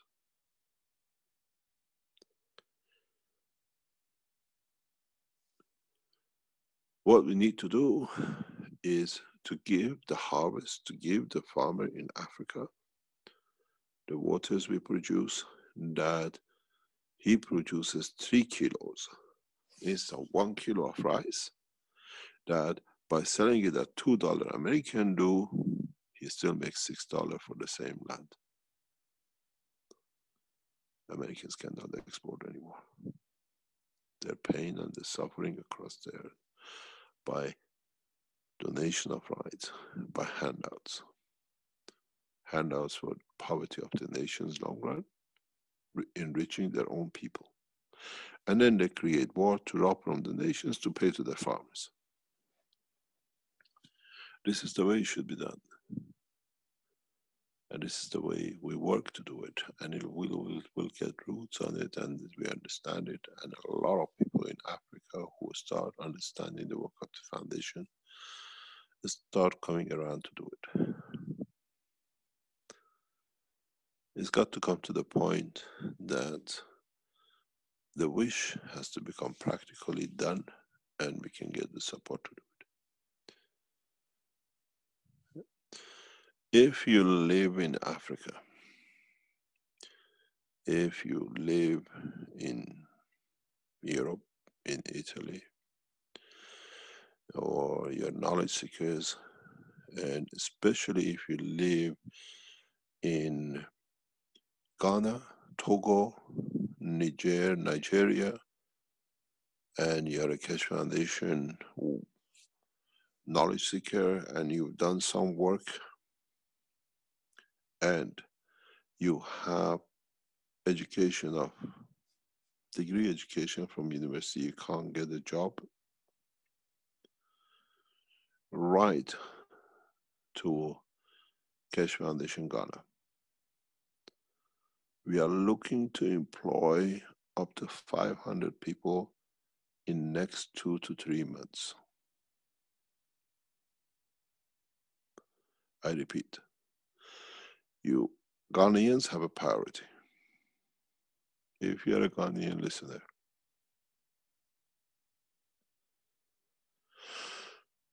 Keshe Foundation supporters from Togo, Niger,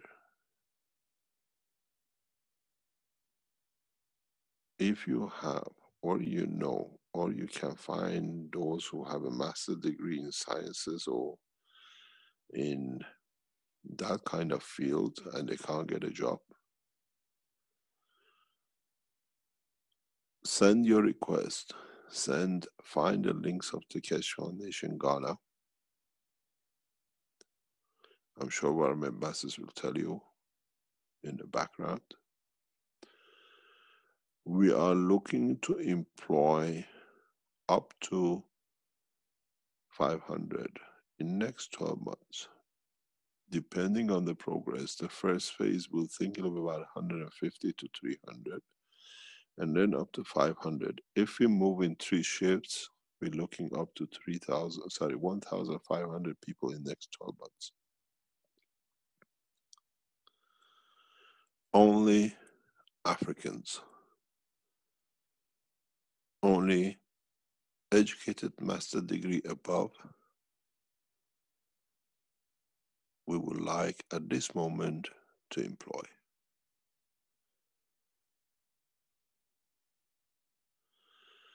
Wages are set at 4,000 CD, which is $1,000 or $800, around that much per month, which is about 4 times the average, national average. This is what we are putting back in Africa, and we are ready to go. We start training from, hopefully our team will announce it. We start training. We are looking for those who understand and have been around the work of the Keshe Foundation, nano making, gas making, products making. This is the first official job we put out to change what you call the slavery is to be a slave to soul. Because we think with this, our management team will announce it in the coming time. The job advertising will go on the Ghana Keshe Foundation.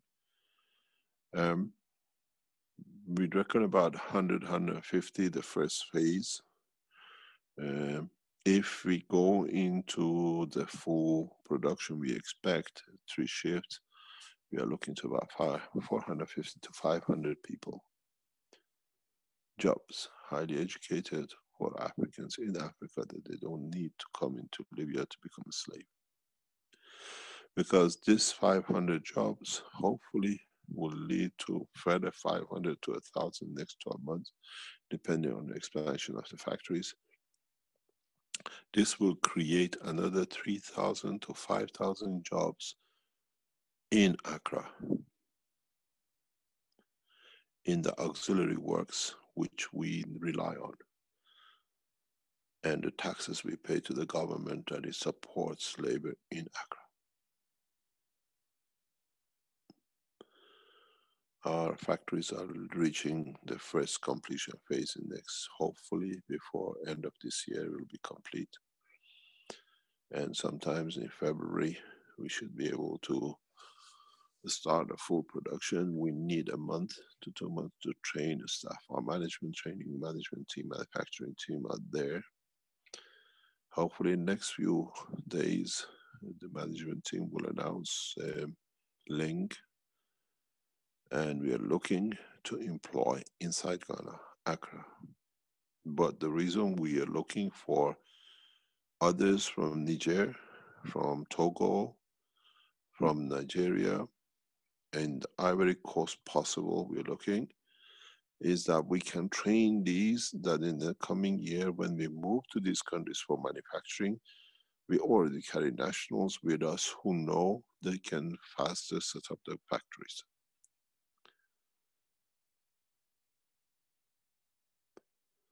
This is the way to change, not to wish, but to actually act. We think in Accra within the next 2 years, we will support, deliver with all what we do, about 13 to 15,000 jobs. At least a few hundred who do not need to cross to desert boats to come into Europe to become a slave in different ways.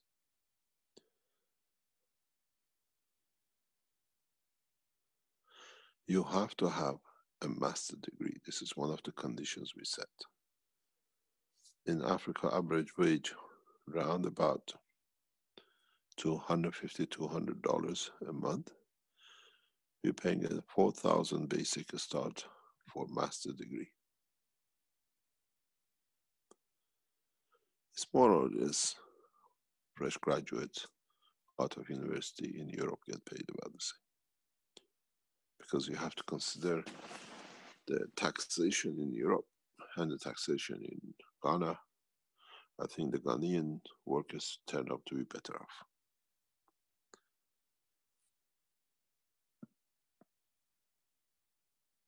This is how it has to be done. In the coming weeks, further, we announced the Italian factory. We are looking for Keshe Foundation Italian supporters who understand the work. About the same numbers by March, 100, 150, maybe 200 people who have, if you are lacking in the knowledge or you have a degree, you can't get a job, or you whatever you can do, you have to move into south of Italy area where it's cheaper, but the wages will be settled according by the management team for Italian workers, the same.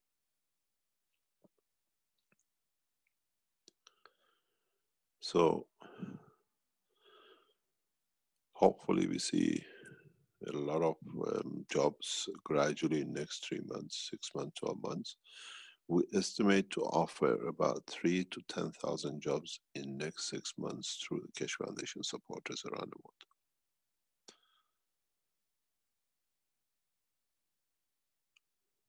And this is the beginning of it. And in so many ways, I always said Ghana will be the flagship of the Keshe Foundation, and you will see the flagship of the Keshe Foundation in Ghana. We respected the government, we thank the support, and one of the latest factories, most modern factories in plasma technology will be open in Africa, in Accra. We promised the Togo government the same will follow, and we move to South Africa. South Africa is online for us to move on that direction, hopefully very soon. Kenya and Nigeria. In Nigeria, in order to open the factory was agreed this week, and as we speak, the process of buying the land to build the factory has gone out. I've allocated the funds for it to be done. This is how we change the slavery, by bringing wealth, because we are not selling furniture in Africa. We're selling technology, material, waters, and the others, which give the farmers upper hand to have products which they don't go bad, to create condition which changes the atmosphere, the environment of living.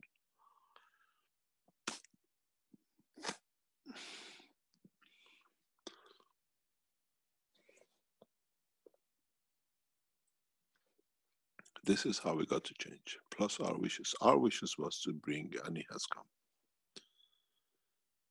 My wish is my command.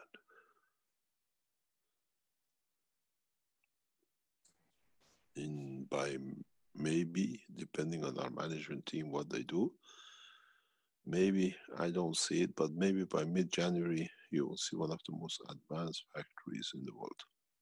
We planned it, and will serve the nation, and it'll employ a lot of people. If you move to the 500 per shift, will employ 1,500, and kickback according to governmental statistics will create another 10 to 13,000 jobs outside the factory walls.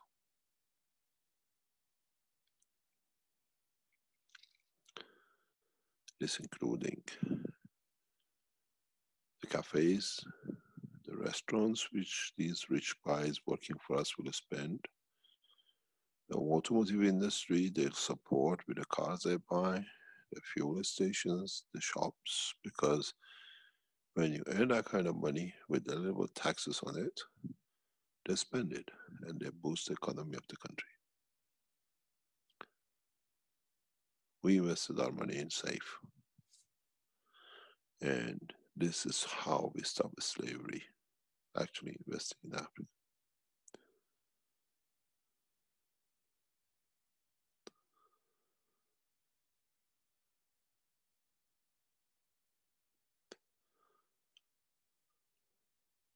Any other wishes?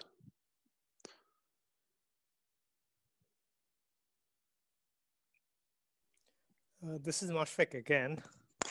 I want to add a little bit to this wishing, in the sense of don't ask for more. Do it yourself. No, I'm not wishing anything. I'm don't just wish. giving an example of what's happening practically, what we are doing in Bangladesh.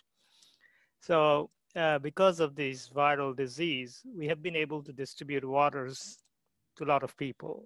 I mean, it's close to more than 1,000 by now have been cured. And several of these people have gotten curious about the technology behind it. And some of them are not well educated. Some of them are university graduates, engineers, and various other things. So there are a lot of people I teach every week, several times for free. And so a lot of people are coming now after drinking the water. So people are getting trained in a very strange way. It started, but gradually the interest is growing. So hopefully this will contribute towards what Mr. Keshe, you are talking about right now. I'm just talking about something very early stage, but it's the beginning of it. And so the help it's happening. We're a little behind Africa. Africa is much more advanced right now than we are, but it's going. Thank you very much.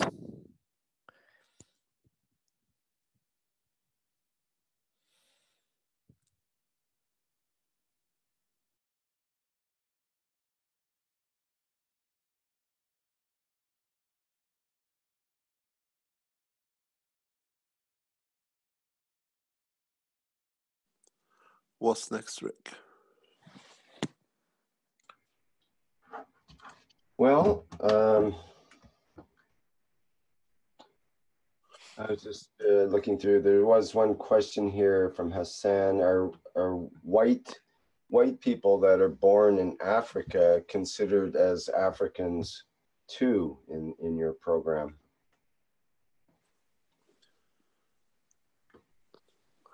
I'm colorblind.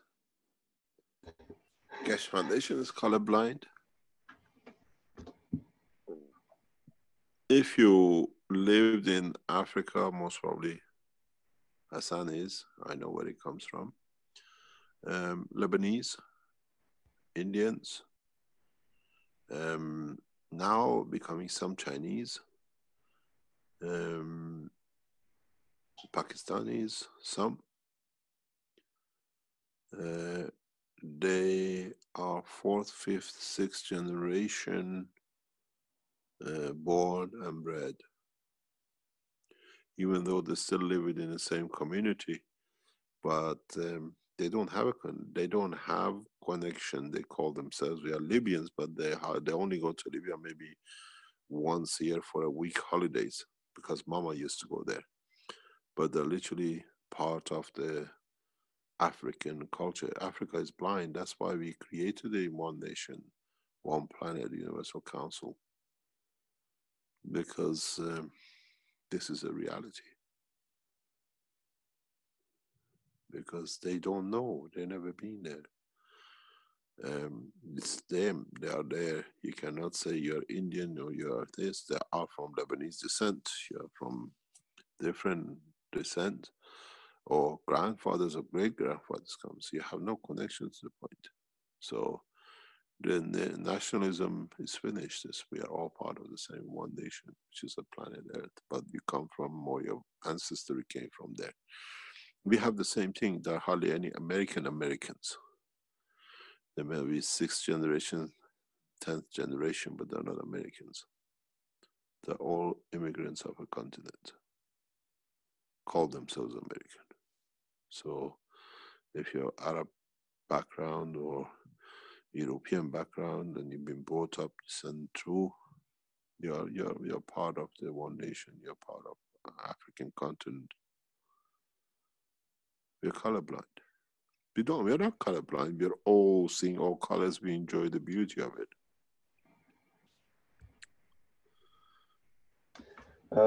Hassan also says he'd love to be trained to start a Keshe factory here in Senegal. Can he join ACRA to learn as a white citizen born in Africa? Wait, sorry. To start with, he hasn't got a job because he thinks he's white. He's not white. He's a Lebanese. Okay, I'll have to stop the whole color part. I tell you something, it is true, because if you're not black in Africa, they call you white. Doesn't matter where you come from. Right. So, because I used to work in Kinshasa, they used to call me the white man. I said, I'm not white. No, you are white. I said, look, I'm brownish, I'm Iranian. No, you're a white man. So I understand what he says. I'm just joking with him. It's like, but yes, if you have to have a master's degree. This is our condition, because we have a reason for it. We explained it before. It allows us to bring new innovations, new school of thoughts in, extension of the Keshe Foundation round, because we know what's going to happen with these people. The educated people come to us, some of them will move on to start parallel companies with Keshe Foundation, which we encourage them to do. And we finance them to do, or stay with the Keshe Foundation. We finance them to extend their interest, whatever they have. And this is part of the game we are in. We are there to encourage, to create extension of the knowledge. Okay, so for Hassan, he would have to have a master's degree in order to start. This is our criterion. No, no, this is our criterion at the moment in Accra. We have a specific reason. Accra goes on this because you have to understand it's very hard to go against the grain of the nature of the people in this part of the world. You got to understand, I've been in Africa for 25, 30 years. I respect every culture background in this continent, but there are ways, if you want to rapid expansion, to look at the certain categories. That this category can speed up the spread of the technology and the wealth of the technology in the continent. There is a plan why we do this. There's a reason why we pay 4,000 CD basic wage.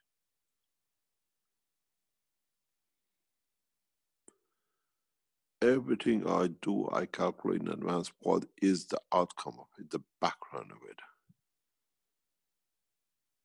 Because it brings more education, because educated get higher salaries, more comfort, so encourages the nation to go a step up in education, especially those. Then it allows us to support the higher level incomes that other companies will respect Africans for what they are, not slave money, the way it's getting paid. This way, with this kind of wages, we stop the sweatshops to move from China into Africa. There's a lot of reason I've done this. It's time to put respect back into Africa. It's time respect back to all humanity everywhere.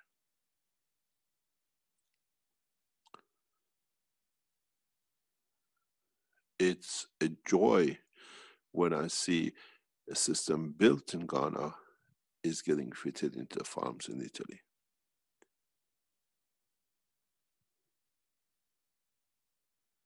This is what we should do. This is not just because you're a white man, you call yourself in Africa. There are a lot of English, Dutch, God knows French, who are French, but they've never been to France. The grandma came. We've never been there. Papa, we used to go. I don't go there. I've been there once.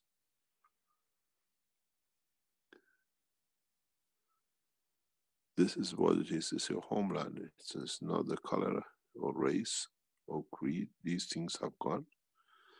But we look for education, that level of education in the Keshe Foundation, because there is a purpose to change the ethos of other companies, other structures in Africa. Is not to push prices up. We have no competition. We can't push prices up because this is our prices we set. But at the same time, it allows the wealth of a nation, which is they're educated, to stay in the country. You watch, consultancies will open in Ghana with these educated people. Other people come up with different ideas, borrow money from the bank to make something with the gas they thought. We tell them, don't go and borrow, tell us what it is, we finance it with you. And we support you, and everything has to be there. It's got to be Africa, Asia, Europe. We are investing the same, maybe more around the same line in Italy. The new factory in Italy is going to be marvelous. I think by the end of the time, what I see, we're going to set up maybe about 3,000 to 5,000 square meters. You got to realize we start for around the starting point. All the factories around the world now around about 1,500 to 2,000 square meters. It's huge spaces coming into operation. Average KF manufacturing in the 11 countries which are coming into operation in a short time, in next 12 months will be between 3,000 to 5,000, some maybe to 7,000 square meters. We are not borrowing from anywhere. It's fully financed internally by the foundation. And all the profits will be used in Africa. we are not creating another Vatican. We are creating another peaceful nation as one nation. And we invested back. We pay extremely well to our staff, what they need when the operational goes, and at the same time, we look after the nation. We don't give a free hand. We don't give money out. We spend in technology, in spreading technology, in changing the nation.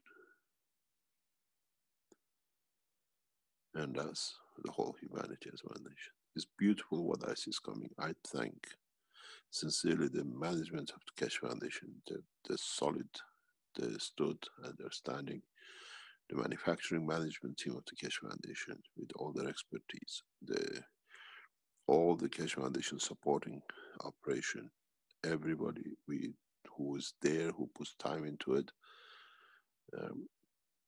I thank you all because it could not have been done. It cannot be done if it wasn't there. In the next 12 months, we'll see massive operational 35 factories worldwide is on the horizon. It's coming up, it's getting planned. This afternoon, we just received confirmation of the factory in Brazil. South Africa is online coming up.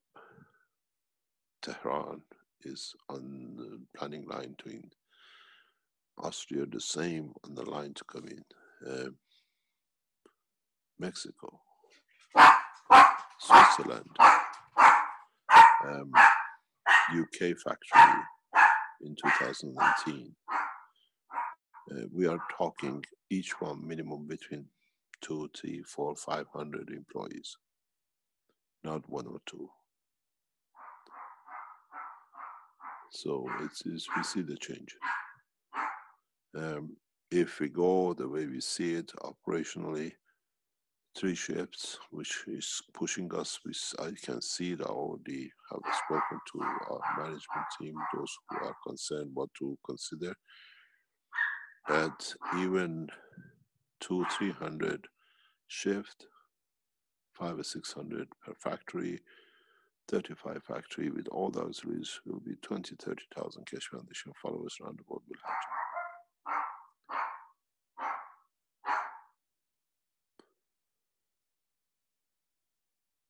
It's beautiful what it comes, but we are not going outside. Finance is internal. We are building the most advanced factories. The most advanced. Anything which is most advanced, that it fits into advanced technology, will be there. Accra by hopefully March 3,000 square meter factory space. It's huge for a nation. And on top of it, further 5,000 to 7,000 square meter in the next 12 months in the same country. We'll release the pictures of the factory in coming weeks, the setup in other countries. And if you're a Keshe Foundation supporter, and if you have a degree, if you don't, if you have a degree but you know nothing, it can start moving. Understand it for the love of it. Don't work it because of the money of it. And then you join. We are there. I think gradually, due to what we've seen before, we won't put any of our management team out to where they are. They'll see the stupidity of it. We're seeing the same thing. Very recently happening. These people are paid. They are professional, what I call terrorists. We will handle them. We have set our structure to handle them. And then we'll talk about it when they're handled. You will understand very soon. We invest against peace. We invest against technology. We invest for governments to take out the terrorists out of terrorism. It's very clear how we invest. We invest to not talk about it, but bring the religions to work together. That what is set up not to be there to be done. You will see how it works.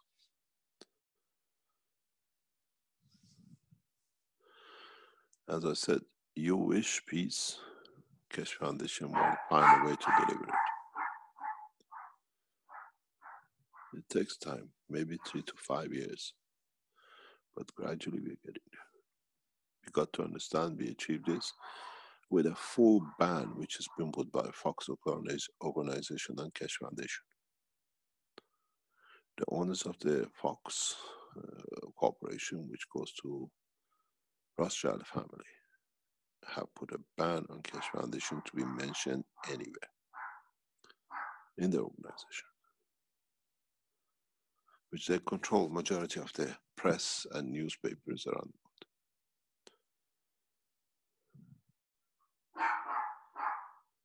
Anytime there is something wrong, they elevate it, but they get hit back so bad they don't know which hole to crawl in.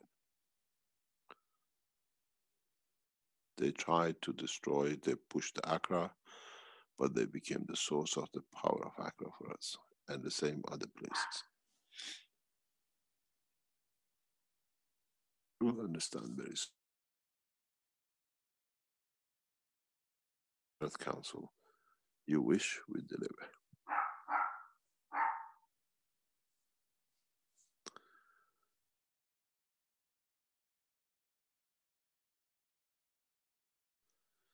In respect to your wishes or your needs in your continent or in your part of the world, that the Earth Council members bring it into the council meetings that we can see.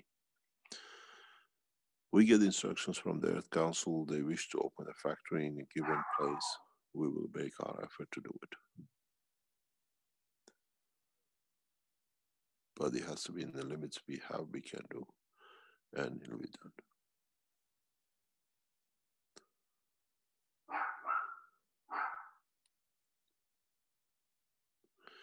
Start using, start supporting, start understanding the operation of the foundation. Contact your Universal Council members if you have a problem to communicate with members of the Earth Council. They are the channels, they talk, they are always in different meetings, joint meetings sometimes, and bring it back. You want to work in Senegal, speak to the member of the African continent, Earth Council member. He's a French speaking, Alex. He was with me till a few hours ago. He's just on his way back to Nigeria. He's been with me for about a week, 10 days. We've done a lot of work. There's a lot of things that are clear what's going to happen in the African continent, what's going to happen in Nigeria and the rest of it. And he's responsible for the whole of Nigerian, what they call African continent. And speak to head of the manufacturing of Africa, which is Benjamin. They sort everything out, organize it with them, and we will see what can be done.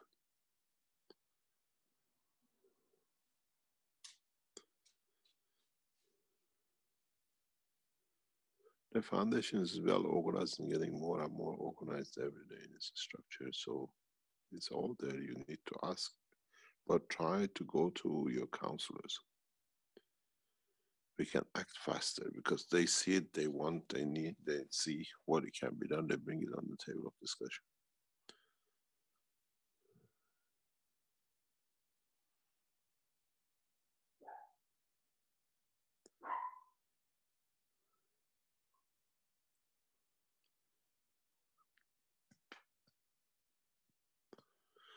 Any other thing?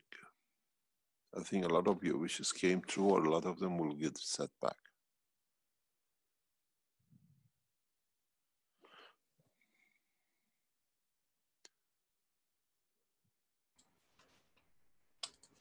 There was just a comment in the chat from Emiz Iyad, who said, when you were mentioning about gold and silver and diamonds, he says that I connect the central sun with diamonds, our sun with gold, and the earth with silver in my meditation to connect. I think he means to connect with the soul. does that make sense, or is that is there anything? No, I don't understand anything. Okay, well, the idea is that the central sun would be connected with diamonds. The sun, our sun in this solar system with gold, and the earth with silver. We learn something every day. Okay. I do note that Prince Harry recently proposed, and the woman he's proposing to, he gave a ring to, which he designed, which had diamonds in it. And it had one central diamond, but the two diamonds on the side belonged to his mother, Princess Diana. And so I'm wondering, they seem to think that part of her spirit was in the diamond. And they were sort of considering that part of her, I guess, spirit or soul was embedded in this diamond. Could that be possible? Whatever we think is possible. Whatever we think. This is what, if you've been in diamond business, diamonds have a soul. Diamonds have a feeling. Diamonds are a very special thing, and they tune with the human body so perfectly.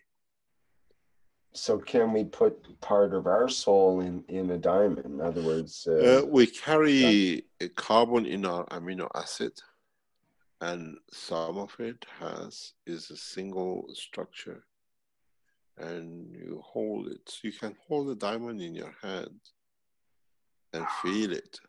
It's a very, most probably can do with a lot of things, but because I used to be in diamond business for a long time, and sometimes when you get a diamond, when you hold it, when it's raw, rough, not cut, you feel emotions in it. You feel the emotion of the man who took it out.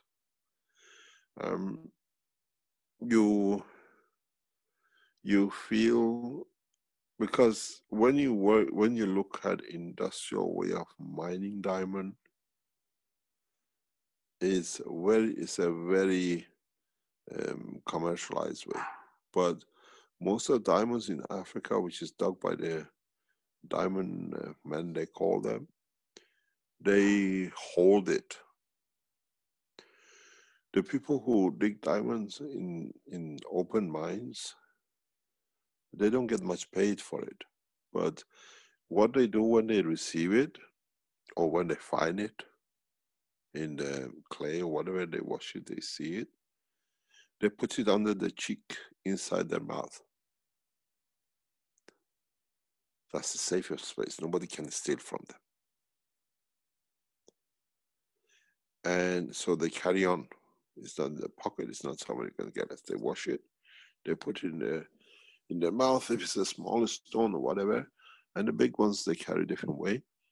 When you hold it, sometimes some stones gives you a feeling. It's like you feel the emotion of the man who dug it out. If you go to De Beers and them, it's just a mechanical system. Most of the Africa in diamond business is not that way. There are little men, they mine, and then it gets certificated.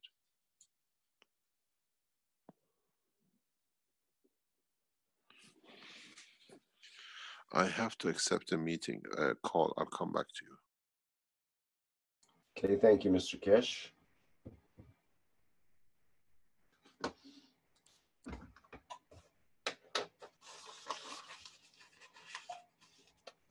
Okay, is there anyone else from the Earth Council or Universal Council who would like to say something at this point?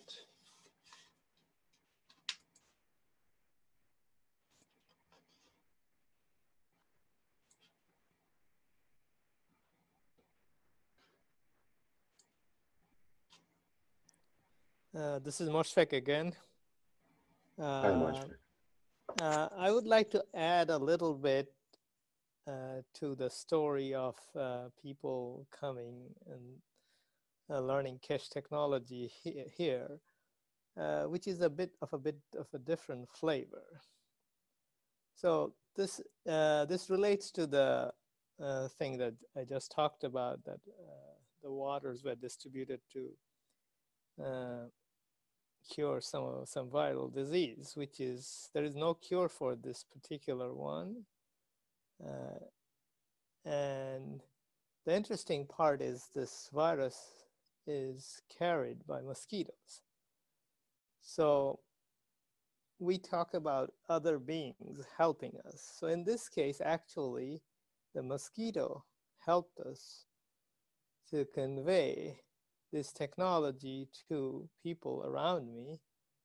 And so they did their part in a way to spread the knowledge.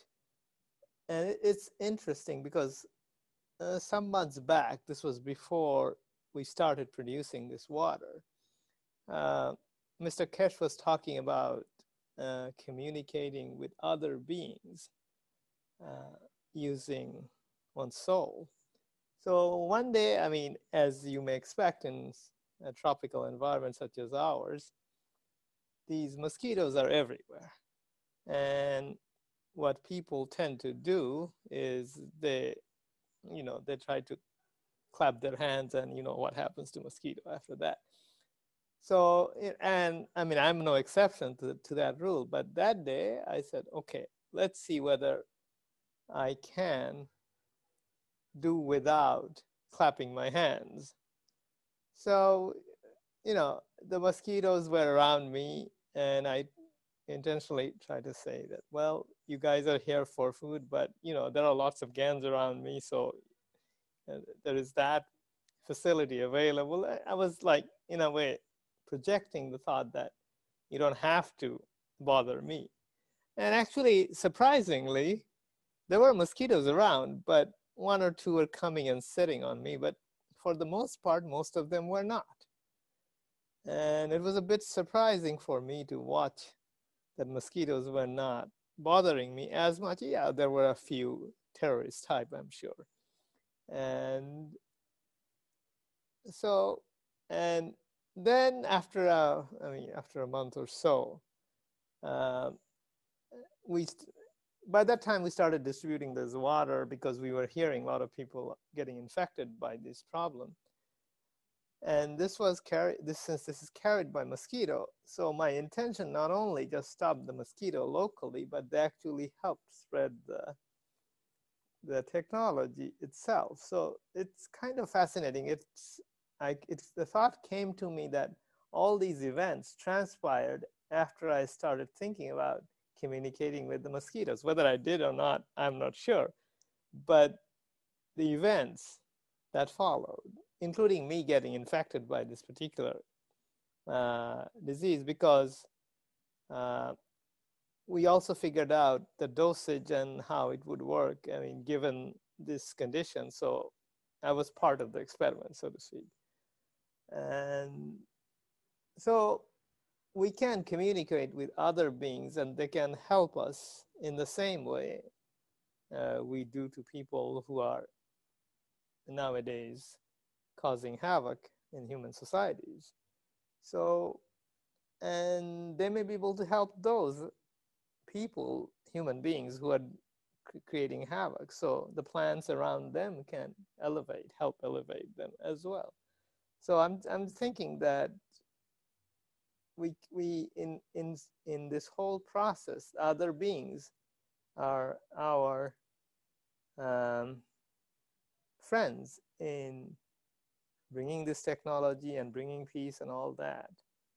And sometimes, mosquitoes are hard to forget for us, and even harder for them to, even harder to wish well-beings, especially in this environment. But maybe there is possibilities when we cross this boundary of killing mosquitoes to having them as friends.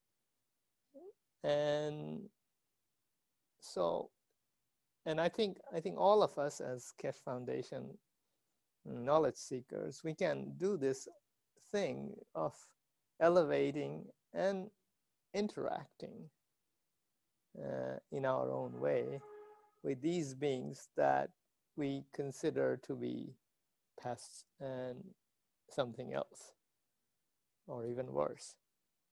So this is a thought. I just wanted to relay this. And it turned out, I mean, I was not consciously planning on them helping us, but it did. So this is something to think about. Anyway, I wanted to relay this observation to everybody and see how they can use it in their own way. Thank you.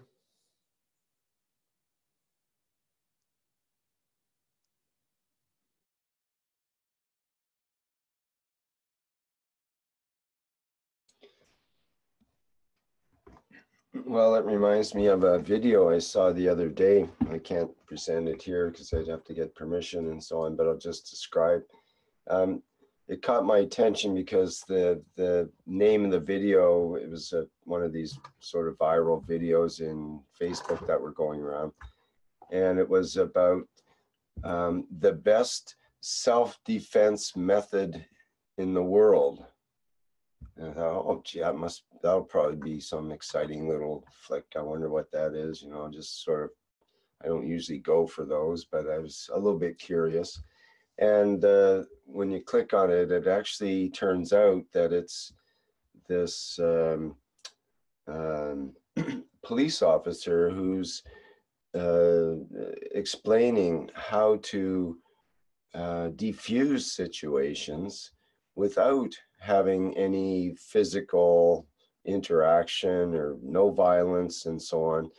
And he gave certain situations where a bully might be bullying someone, or someone calling you names, or otherwise, you know, trying to aggressively interact with you and so on.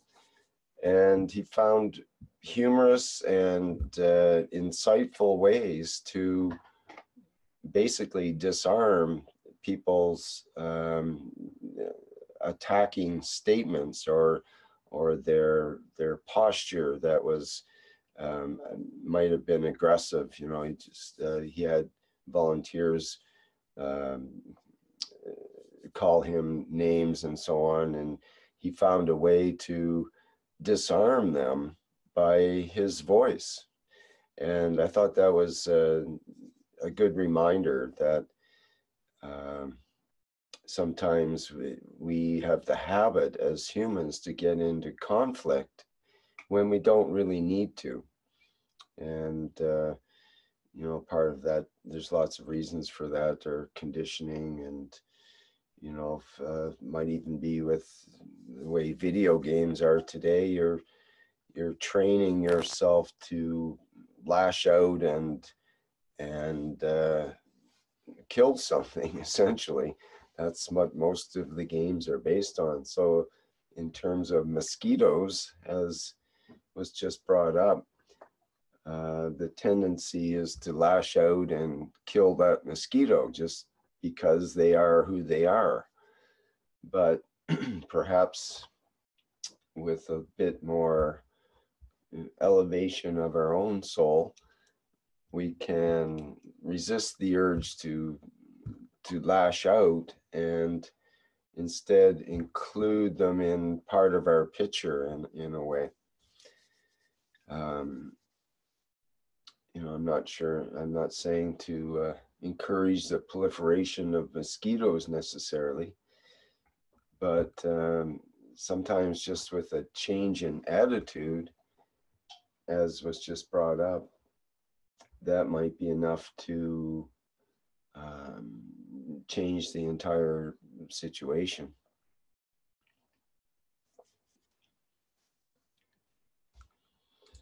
I wish I could play that video I was referring to, but I can't right now. But you get the gist of it, that the idea being that our voice is very powerful with intention behind it. And even without our voice, our intention is very powerful. But if you're in a situation where there's aggressive energy happening, there's a very good chance it can be diffused with some grace and elegance in use of the language.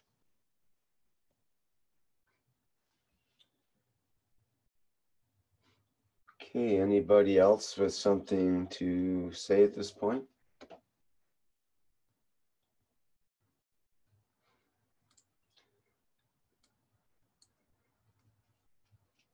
Might be a few minutes before Mr. Cash or Caroline come back in here.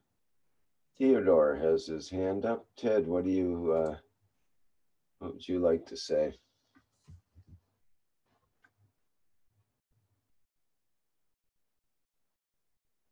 Here, I think, okay, they're promoting you to a panelist so you can speak.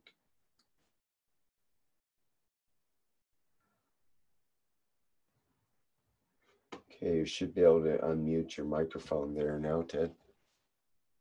Hey there, Rick. I was Hi. wanting to, hey, beautiful day. I was wanting to add to what you're saying about using the speech to disarm a situation.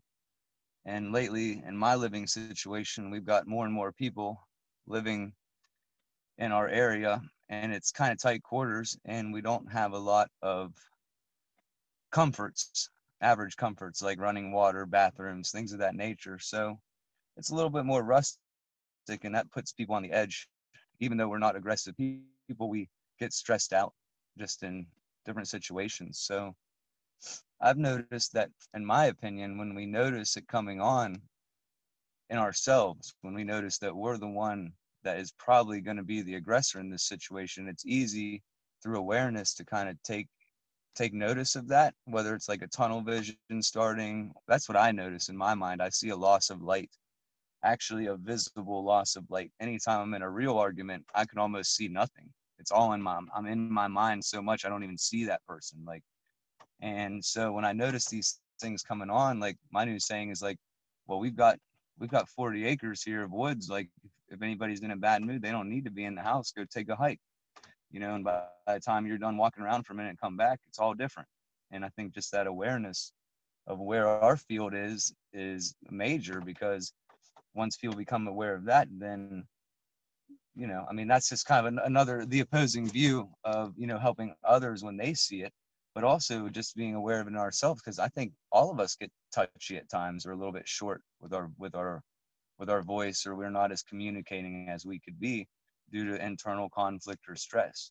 So I don't know if that resonates with anyone else, but that's kind of my thing, is like, just remove from the situation and then come back and try again in a few minutes. And usually the field's done changed by then.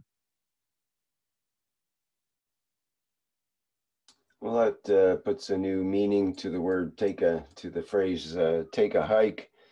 You know, when someone tells you to take a hike, it's kind of an insult or whatever, to sort of like get lost, or you know, get out of my face, and these kinds of phrases.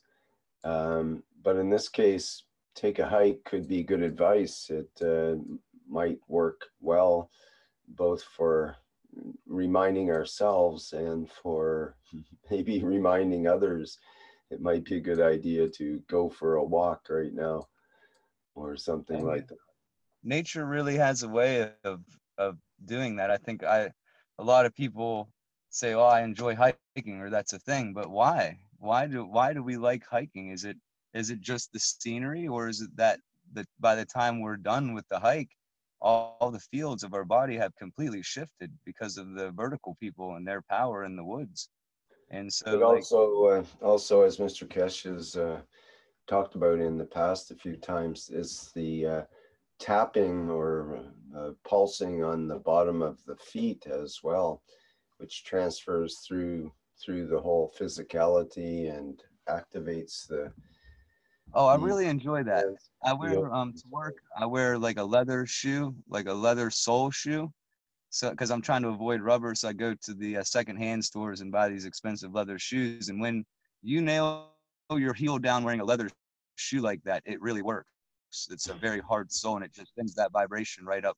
And on my walk down the stairs every morning, I think about that, and I nail my heel. And I like the feeling. I do feel it. I do think I understand that concept and the strengthening and you can feel it.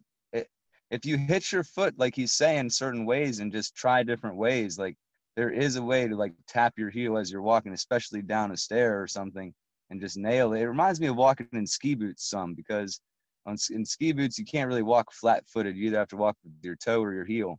And so I just kind of do that, and I really enjoy that a lot. I believe it activates the calcium aspect. Maybe there's somebody else that can remember. I remember it would strengthen the bones, as I recall. Just by doing it, Mhm. it caused the bones to stay strong, and that made sense. Yeah, yeah, we know that from the medical people know that aspect of it. But Mr. Kesh had a more deeper way of looking at that, which is interesting. I've been messing around with submerging my maggrav in water lately. While it's plugged in? Yeah, running a load on it. I mean, safely. Yeah, run a lead. I mean, yeah, it doesn't short out or anything. It's just the positive wire going through water in the maggrav. So the little GANs in there, and just for fun, pray to it a little bit and talk to it. I love water a lot. Even before we all came together, or I came together with you all in this group, like one of my major passions has always been water. And then once getting into it and understanding the structure of it and the hydrogen and even the theory behind homeopathy and how the memory of certain things can be carried through water, and also understanding like subatomic or colloidal particles, molecules and stuff. And I just see that like, well, when you take a clean water, like distilled water, and you impart information in it, that's very good science. That's old science. I was talking to my doctor friend about it. He's like, this science goes back to Egypt and before. And he's like, I was like, I wonder why it's not as prevalent. And he's like, well, we could make excuses or whatever why it's not prevalent. But at the end of the road, he's like, it takes time. You have to be willing to work with the fields. Like between you and the mirror, you're actually willing to work with the fields. And then also like the way that fields and atoms, he described it in his mind as they work in time. Like there's a time to it. So a lot of people in their impatience have neglected this science over time, and it has become lost. And I'm excited that we're resurrecting it and adding to it and growing on it. Well, it's interesting what Mr. Kesh said earlier today regarding water and the transformation of hydrogen and the H2O and then into gold as well. So from the fields of water, somehow we end up with gold.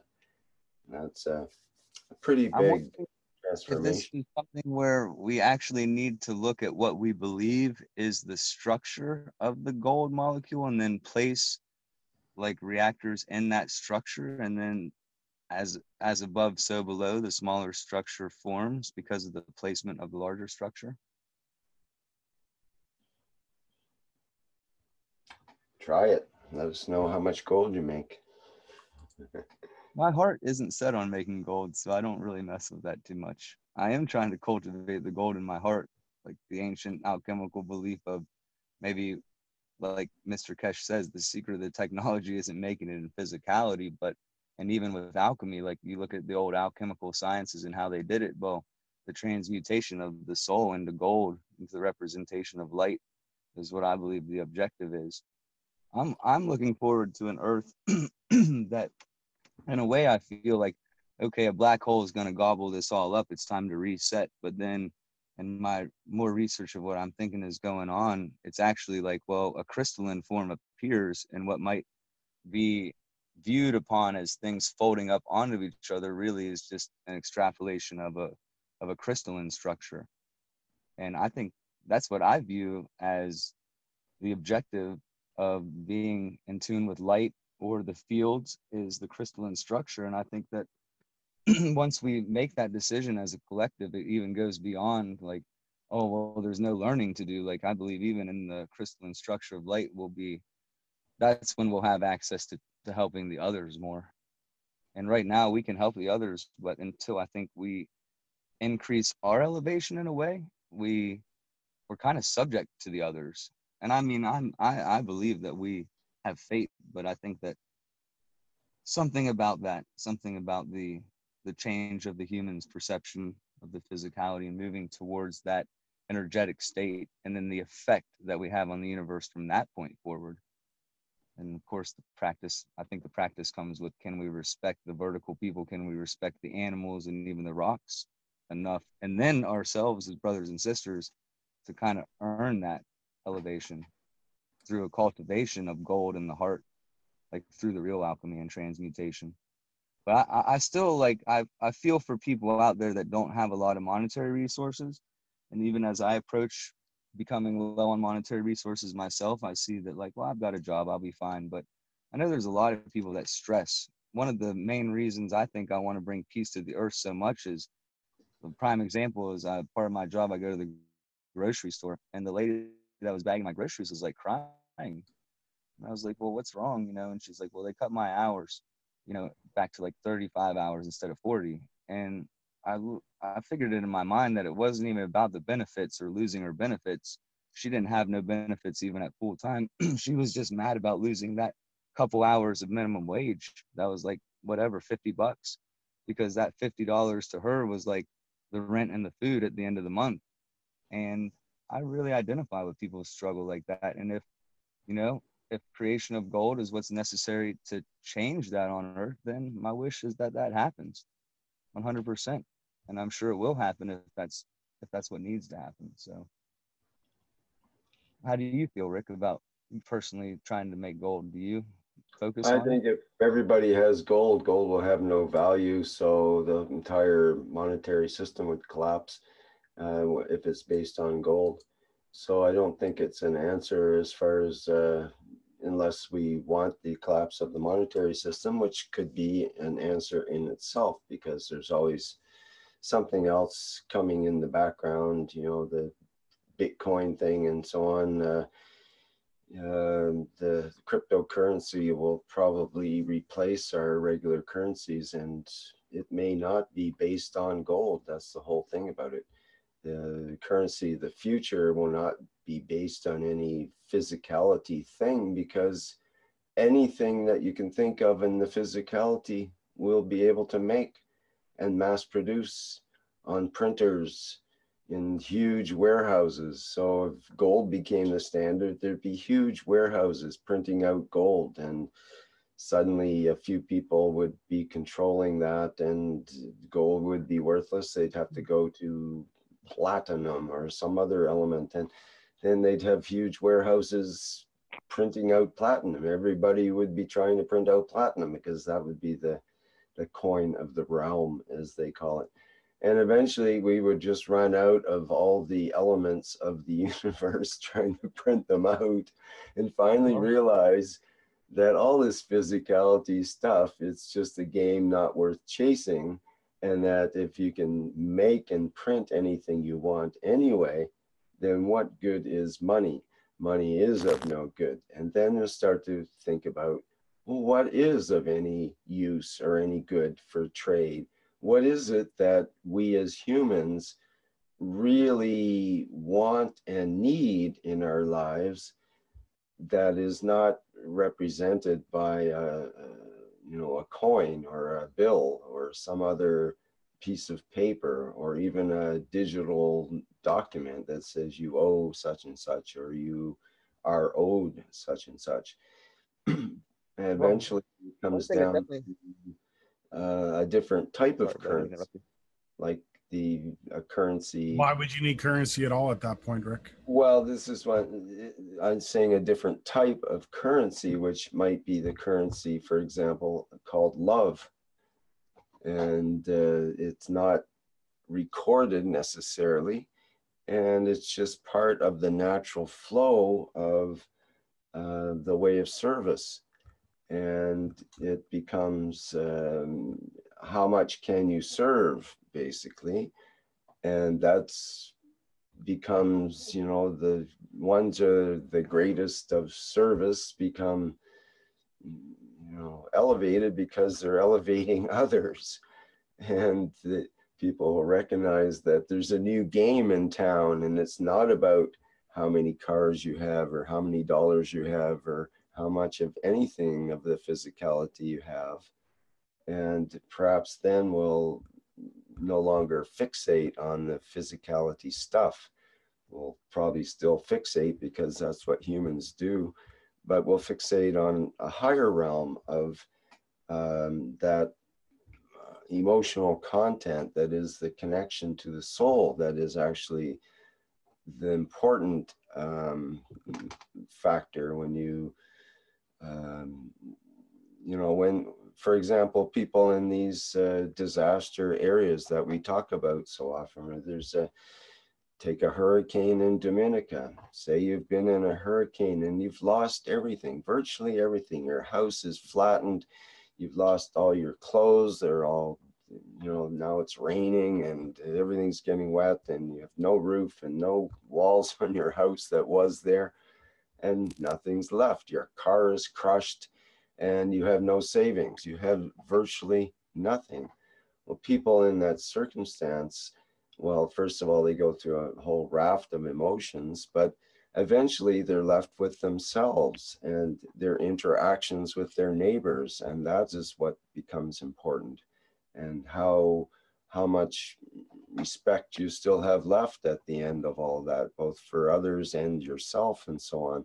And you usually get very close to what is real and what is important in life, which is that connection to the soul and the connection to soul to others. Just like what happens on a deserted island. Yeah, exactly. It's not like everybody's trying to run around and collect as many car keys for cars as they can, because if they control all the cars, which there aren't any, then somehow they'll be better off. Well, something definitely comes to mind there when you're talking about the idea of love being a currency. And when I'm thinking about this in my mind, I'm seeing that as an ability to see fields becomes more prevalent in the man's future, like with that, seeing somebody's field and associating it with, say, a color, and that association being like, well, somebody with a lot of love would be a certain color. Well, instead of like elevating that person to being on the society, like by maybe contributing an idea of responsibility to those that have a lower color, that they're the highest ones in society, that they're elevated because they're the ones that maybe don't need but are open to a higher field. So like I would say that even if you had more love, you would be less elevated because you would be trying to elevate the different color or the different frequency that you see in the others. Does that make sense to you?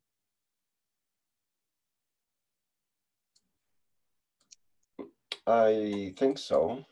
You might have to run it by me again to Well, really. what I mean is like, well, if say that love is the currency, so what does that mean? If you have a lot of love that you can have whatever you want and you have more to trade? Or is it that if you have less love, that you're elevated to a higher spot in society because you're the people that are of a higher love need less. So the spot of we think as elevated in society is the people that have the most like material or wealth. And so like in my mind, like if you were to elevate the people with a lot of love as the highest people in society, there would be worship there. And instead of that, like worshiping, the poor person or the sick person or the elderly person, or even the person that's confused in the mind, or the people that are the beautiful people and the things that we're trying to accomplish, like to elevate them to the higher point in society based on their, we would call it a lower field because of their lack of love, because they're the important people in society until they get, we're only as good as our weakest link, in my mind. It's sort of like inverting the whole pyramid, you might say.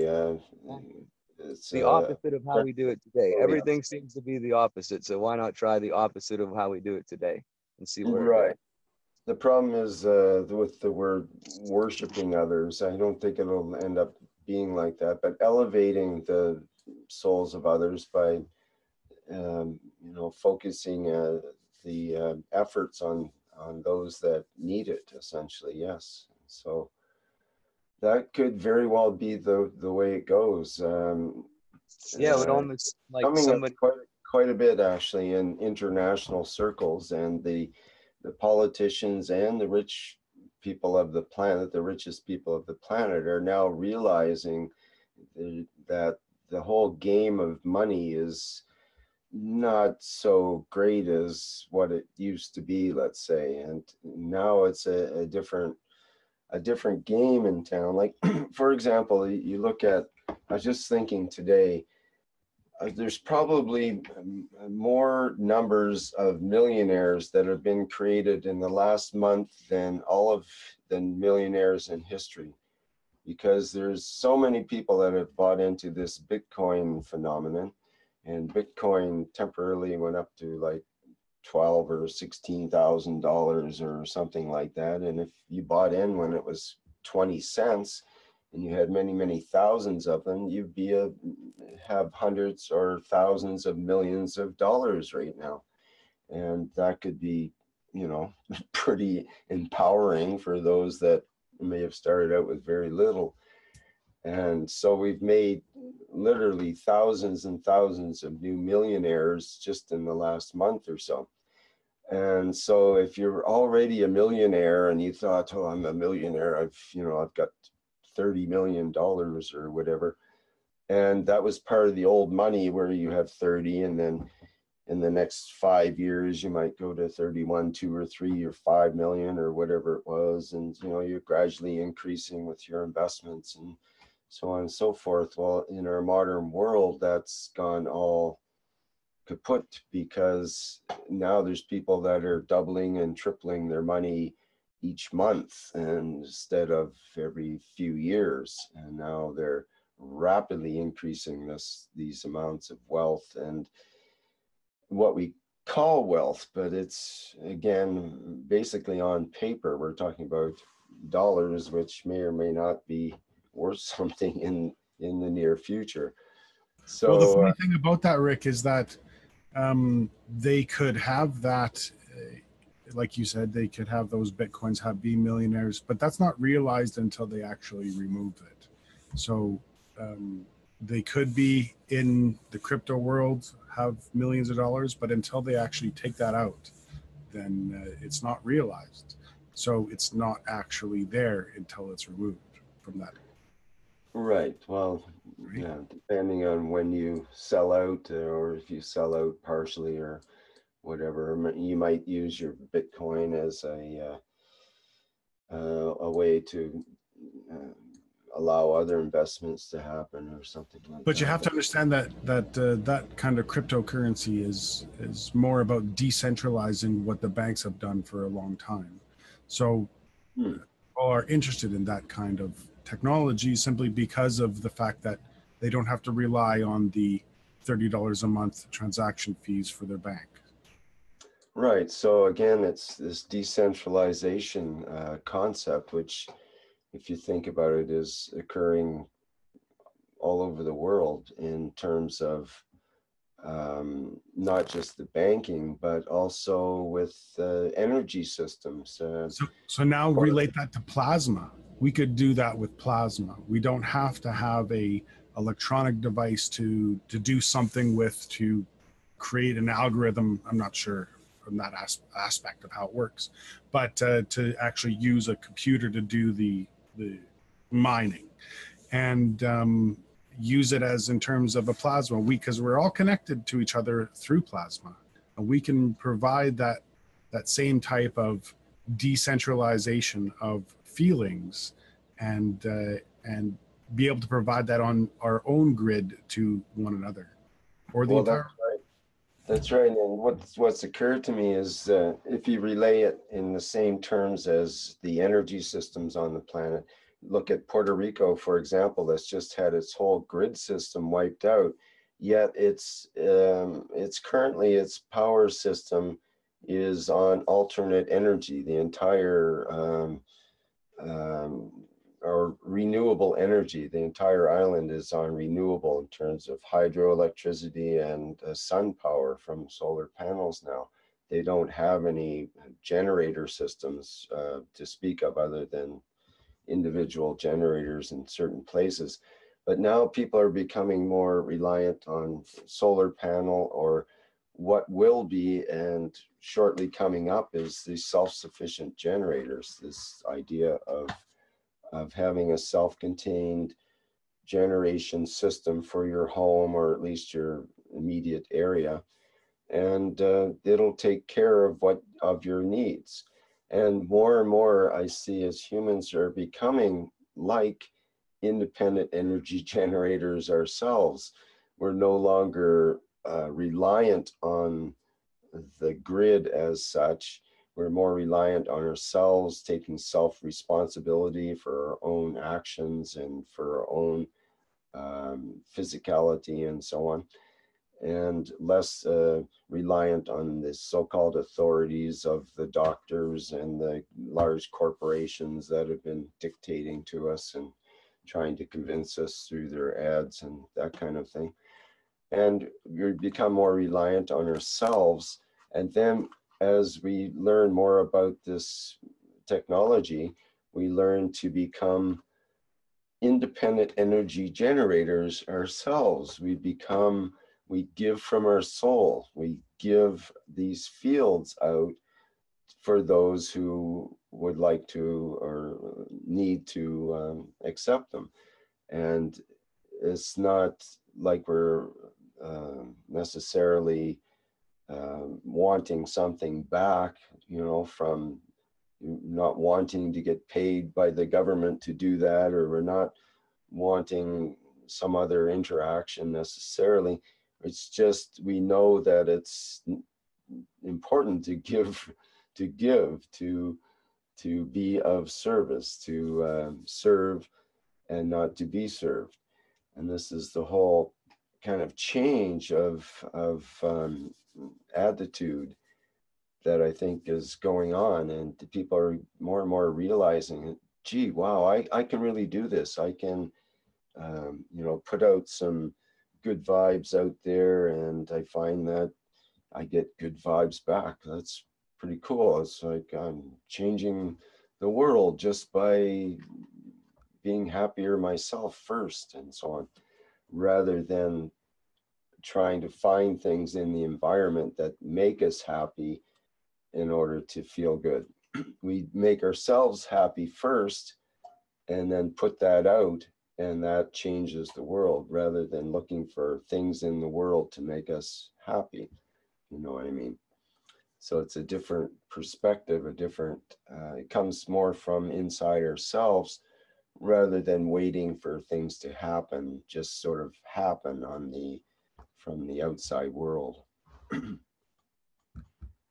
Right, but that happens because of yourself. So, for example, Mr. Kesh says the people that make the weapons are just as harmed in making those weapons as the people that use them.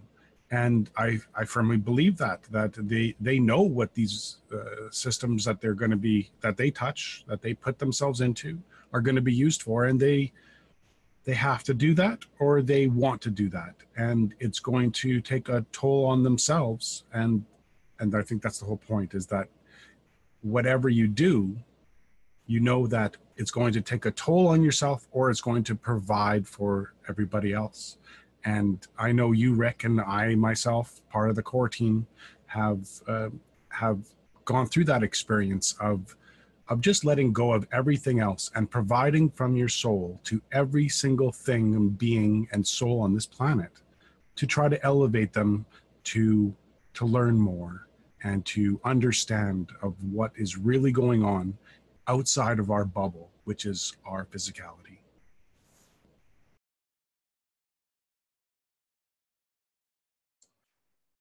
Mm-hmm.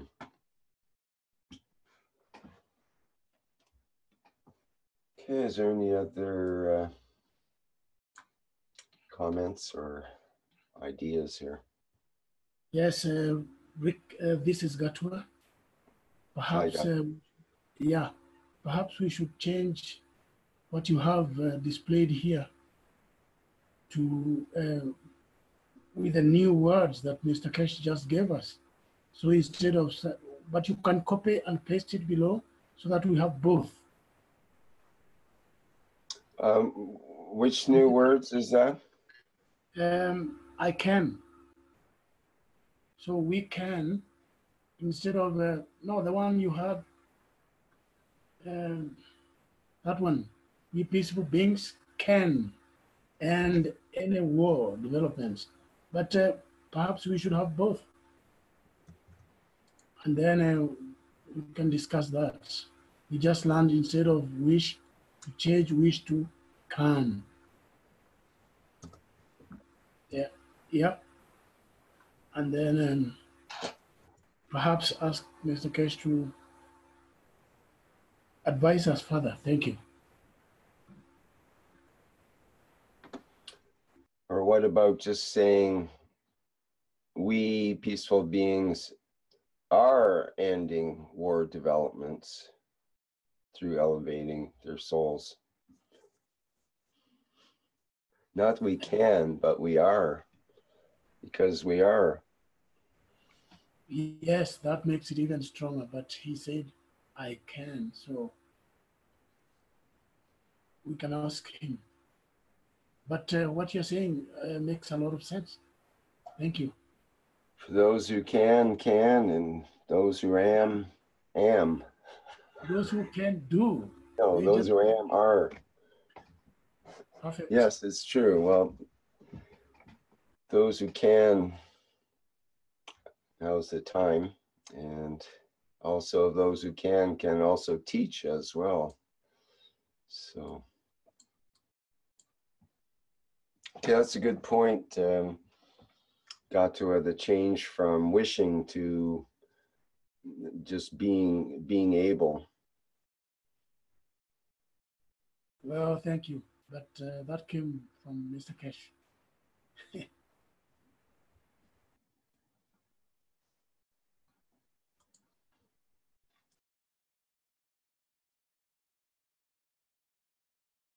So let's go ahead and do it. So you could have a third one. We peaceful beings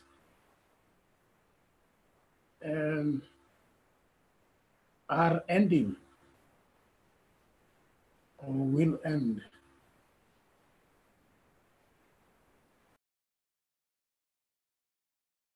How much is your confidence?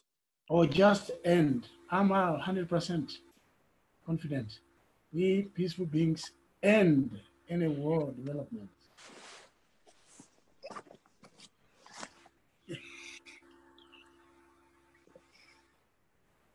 Do you all think we're the same beings in a different time and place? That we're all the same, like, entity in a different time and place? That's why we view it as individuals?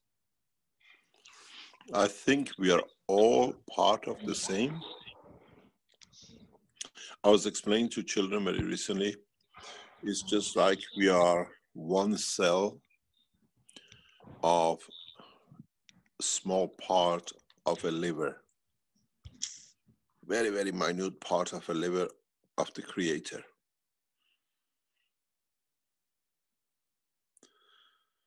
All of us together, we still not even make one cell. We are one, let's say, atom, or part of an atom, or part of an electron of an atom, of the amino acid of the Creator. So we are all connected. We're all part of the same.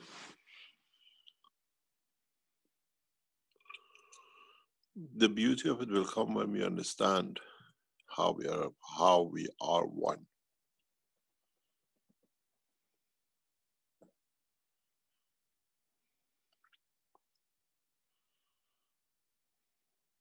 So we have to, we have to. There is no if or but.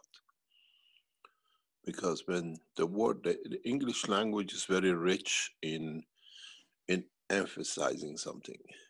If you understand the way you use it, When you say I can, it means I already assessed myself. I already taken cons and pros, weaknesses and the strength together, and yes, I have more than it takes, and I can give more than. The way the English language is written, the English language is expressed, not written, because you can express it in a specific ways. When you say we can, it means I have considered everything I have within me to give more than what it takes from me. I can do it. I can win. I can eat. I can walk. It means I have considered everything in consideration. I have the leg. I have the stamina. I can get up. I can do it. This, if you understand the essence, I get very much accused that you speak English like, you understand it differently. But in fact, English language is very precise in some cases, especially in these kind of things. It means I have assessed everything. It doesn't matter in what language you put.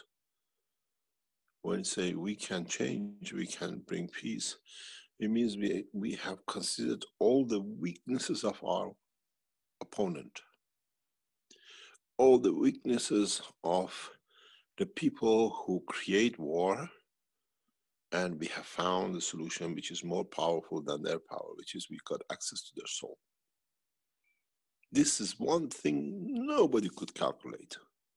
And this is one of the reasons religions were created, to blind man from that power of subconscious control to become the conscious. So when you can, because you assessed, I can give my life in the path of peace. So I carry, as they say, a body of a man carries energy 18 Hiroshima bomb. So 7 billion is nothing to 18 Hiroshima bomb.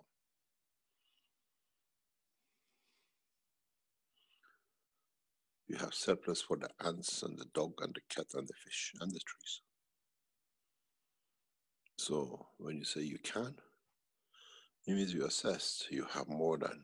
And when you say it, you do it. I can do it, I'll do it.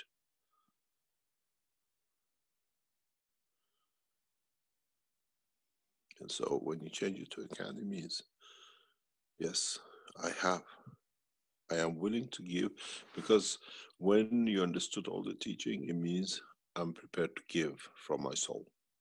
I can give because I'm a source. I'm the sun. And when you compare the sun to the earth, the sun is majestic. It's a giver. He has enough to give. Let those who create war be the earth. We shine on them. They depend their life on us. Then we have moved in.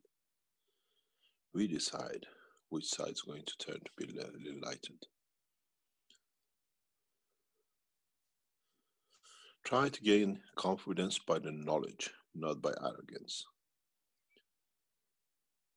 Knowledge that you have found the essence of creation within you, and it has the power to give it. It's you who decide, unconditional. Then you understand what the word creator means. I was discussing, Caroline asked me something very strange a couple of days ago, and she pushed me to answer. She said, what is God?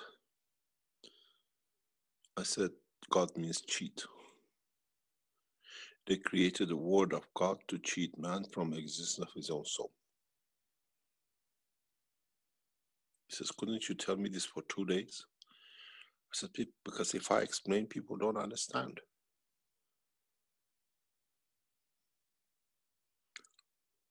God is within me, so I am part of the creator. And I am the creator of.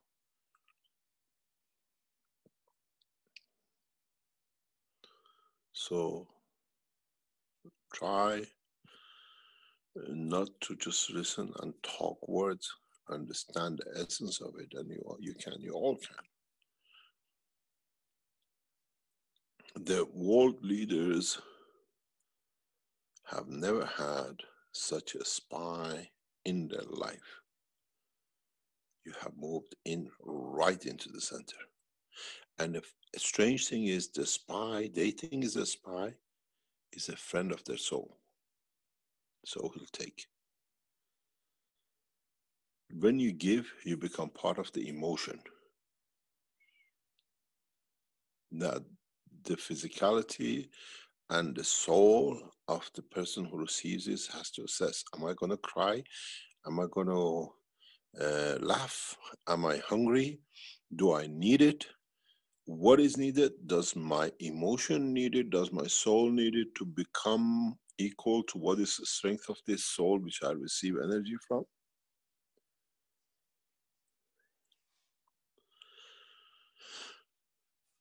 It is the most beautiful way to deliver this technology. Now, in the past few weeks, when I sit and watch, I absolutely enjoy. I was telling Caroline, we discuss a lot with Caroline, we speak a lot about things in these ways. And I said to her, do you know all the torture we went through, all the exiles, bombing, getting whatever, it was worth it. She said, but you know, we paid 20 years of our life like this. I said, but you know, we have freed 7 billion from hands of those who abuse their souls. She said, yeah, it was worth it.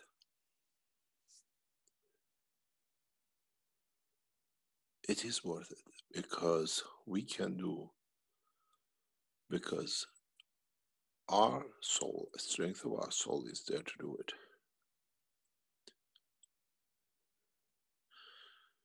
I was walking a truck, just driving behind it recently. And this truck was what do you call it? A wood carrier. They carry trunks of wood, just cut for fire or whatever. And they're all piled up on top of each other. I said, I feel sorry for these.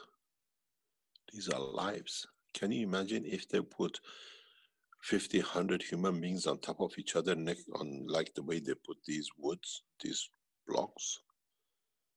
What would we do? The tree has a life. Why man does these things?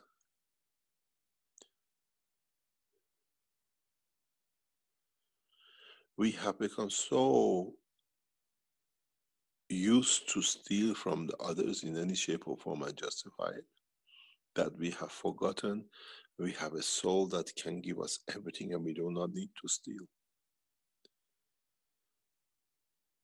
We are stealing from our own soul and we are not aware of it. I can create heat. I can create energy what I need no more. I can feed my physicality through my soul. When you go to that space, when you go in deeper space, there are no cars, no beeps, nothing. How are you going to feed, you convert yourself into a physical entity? How are you going to feed it? Where the energy is going to come for you to keep this? Because they have animals that does not fit into your mouth. Or they don't have a mouth because they learned something else. How are you going to feed yourself? How are you going to give energy to every cell of your body, every structure of your body to be able to be mobile, to move, to see, to whatever? There is no other way but to use the energy within the soul of the man, that through it feeding the body of the man. The faster we learn this, the sooner we find out there are no dimensions in the existence of any creature in the universe, even us. How are we going to survive in space if we don't realize we are the biggest giver, that through it we receive what we need the most? When man starts understanding the flow of the fields through, let's say, plasma, you will see no rubbish comes in and goes out. Not a single field which you do not need ever comes into the circle. So even the field from a distance coming to this plasma, they already know the strength is matching. Because there is a need for it inside somewhere. Gain confidence because you know, you gain the knowledge, and gain confidence in you have the strength to be the giver.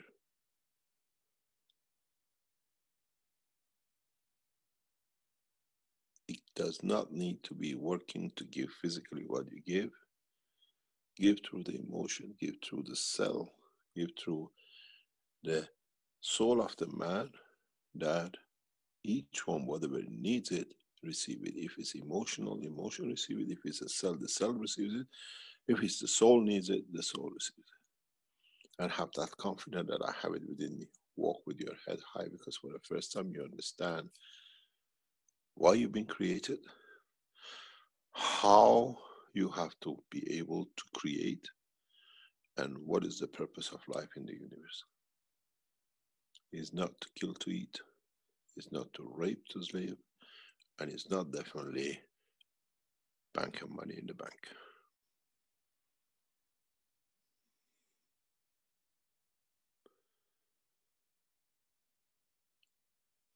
Just have confidence to understand, test yourself, test your ability, test how many people you can stand in a square and watch how many people you can bring sigh of relief, laughter, standing up straight and walking with head high. And you say, I did that.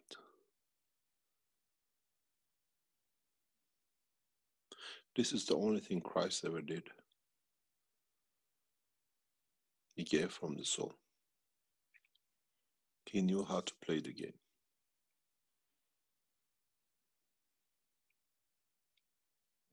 He never worked on the fear of the man. He always worked on the strength of himself.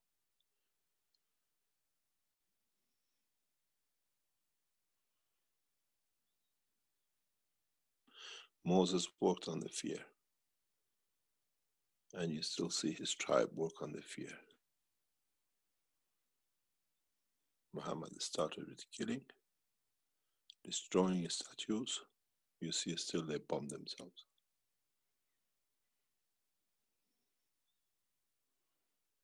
The statues has become human bodies. And the best of it is the Europeans have learned how to make a movie out of it, and they call it the attack. And there is no bomb.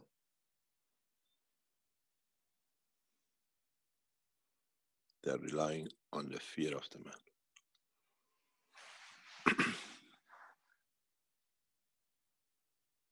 You can. You don't need to wish it. You can, and you will do it, and it'll be done. Because you have found the key to changing everything. I said many times, there was one element missing, was the confidence of man in the power of his soul. And now you have it. Move on, you change.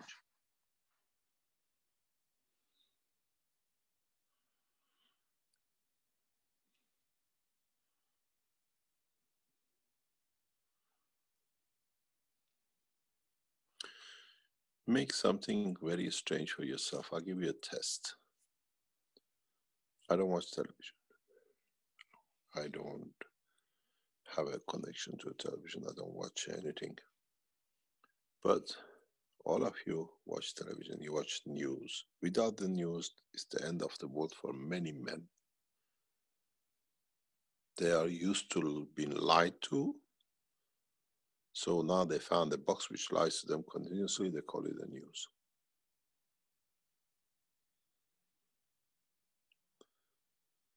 So this news box, you have a television, you watch what they report as wars, conflicts, people killed, and whatever, and say, this one I can change. Don't take a short-term one. Take somewhere there is a president involved, where there is somebody crook is involved with hurting other people or whatever, and concentrate on it. and call the rest of the family. Says, today we're going to work on this guy. We give to him so much. And see correctly, not just because we sit and give, understand what you do and see how fast that structure changes. Go to the next news, next after you completed one thing, and then work on that one. And see very soon, after a while, most probably there'll be no more news on television. It's a good news. There was a wind here, somebody won a jackpot, and then there is no bad news to report.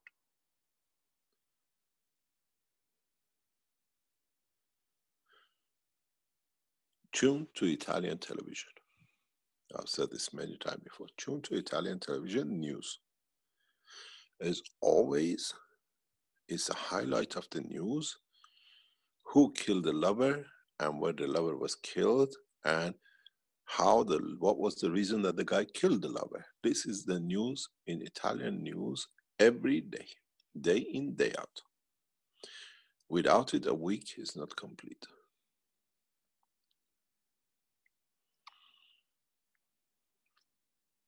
And it's usually a cafe or in a smoke shop or in a cigarette shop or sweet shop. Somebody gets killed and the police goes under the door, the curtain goes up, the forensic goes in, and this is the news. Because people have got used to killing each other.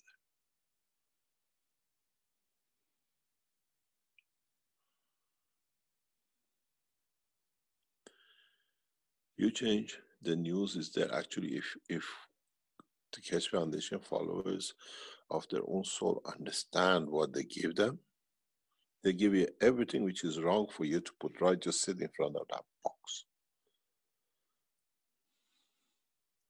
You see a world leader you think is doing something wrong, bombard him with love and care, and you see how he jumps.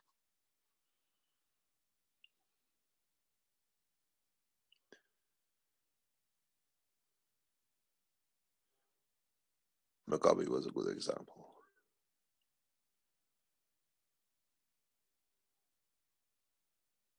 We saw, all of us, how we changed Togo. Niger disappeared. Pick a news, go for a world leader, and become a virus of giving and love to his soul, that it becomes so big that it changes the microbe of the body.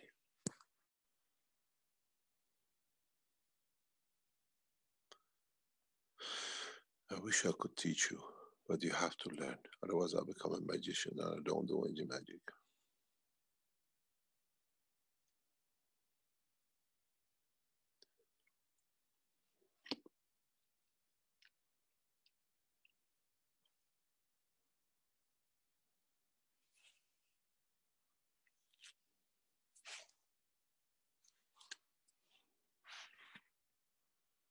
I think I'll stop. It's nearly 4 hours.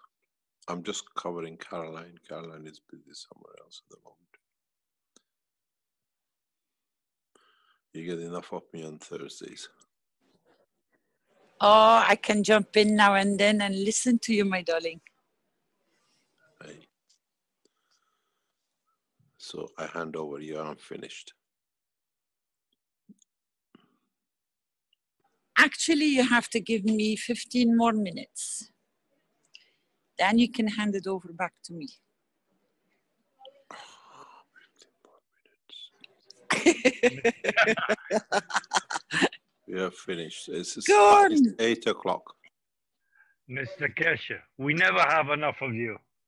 No, of course not. There's so much to learn. Yes, exactly. But we gotta leave enough left over for next time is the thing. We can't. It doesn't finish, does it? It's infinity, as the infinity loop. So if you want to stop, it's fine by me, because I need another 5 to 10 minutes before I'm on a stable internet again. Okay. No. So Rick, what is your decision, my darling? Well, we've already been going 3 hours, 45 minutes, so... Oh, then I'm gonna release you.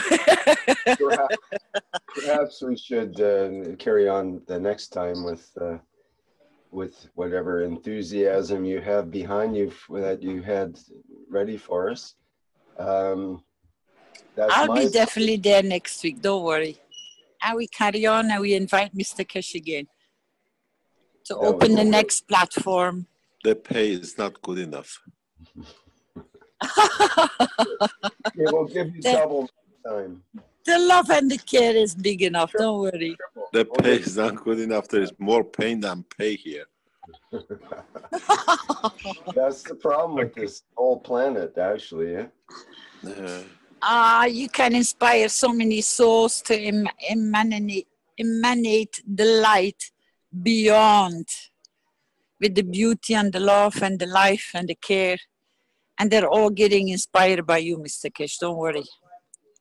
They all carry you on their two hands and on their soul. So thank you very much. Thank you indeed. All the best. See you next week. I'm going. When you raise the pay, I appear next time. Oh, the pay is so good because you get so many kisses and cuddles and hugs and thank yous from every soul who is in contact and know your knowledge. So we're just going to add up and top up a little bit more today. Thank you very much. See you next time. I'm back on Thursday when my part-time job starts. See you. Bye. Okay, bye-bye. Bye. Rick, thank you very much for the beautiful teaching and the presentation and all the other crew members, as we call, on the same flight and the same plane to guide this with music and guiding and supporting with the footage we are requesting. I'm going to relieve you from your duty, as we say.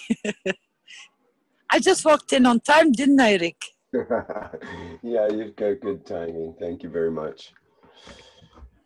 Perfect, Ashley. And as Sylviane says in the live stream, the teachings of Mr. Kesh are the most beautiful gift ever received. Thank you so much. It's a good way to end, I think. Thank you very much, everyone. Thank you very much, Mr. Kesh and Caroline. And I am present in all your abilities to change things. Because I realize now we have to change the present, in your wish. Because we can. Thank you very much. Thank you very much for everybody's support. We cannot do it on our own. We have a whole team, and you as knowledge seekers and council members or the rest of what we call the bigger team. Thank you so much. Thank you, Rick, Flint, Vince, Stanley, and all the others which are in the background supporting you. Yes, very good. And it's like a giant train, and I'm reminded of that story. I think I can. I think I can. Was a story that in the old days about the train that was trying to make it up the hill. But in this case, it's not I think I can, but I can. And that's the difference with this train, I think. I know, in fact. Okay, let's I think that's a good note to end it on, Rick. I think I can. No, I can. I can. We can, and I am that I can, that I am. And I'm present. I'm present for that. Okay, I think we'll have our slideshow video. I can play that. I think Flint's not available yet, as far as I know. Okay, so let me put that on.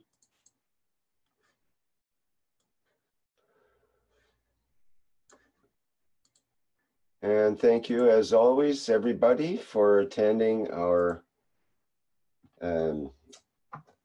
one nation, one planet, one race for world peace. And it's Tuesday, November 28th, 2017. And we'll sign out with our musical interlude here, as we like to do. Get that.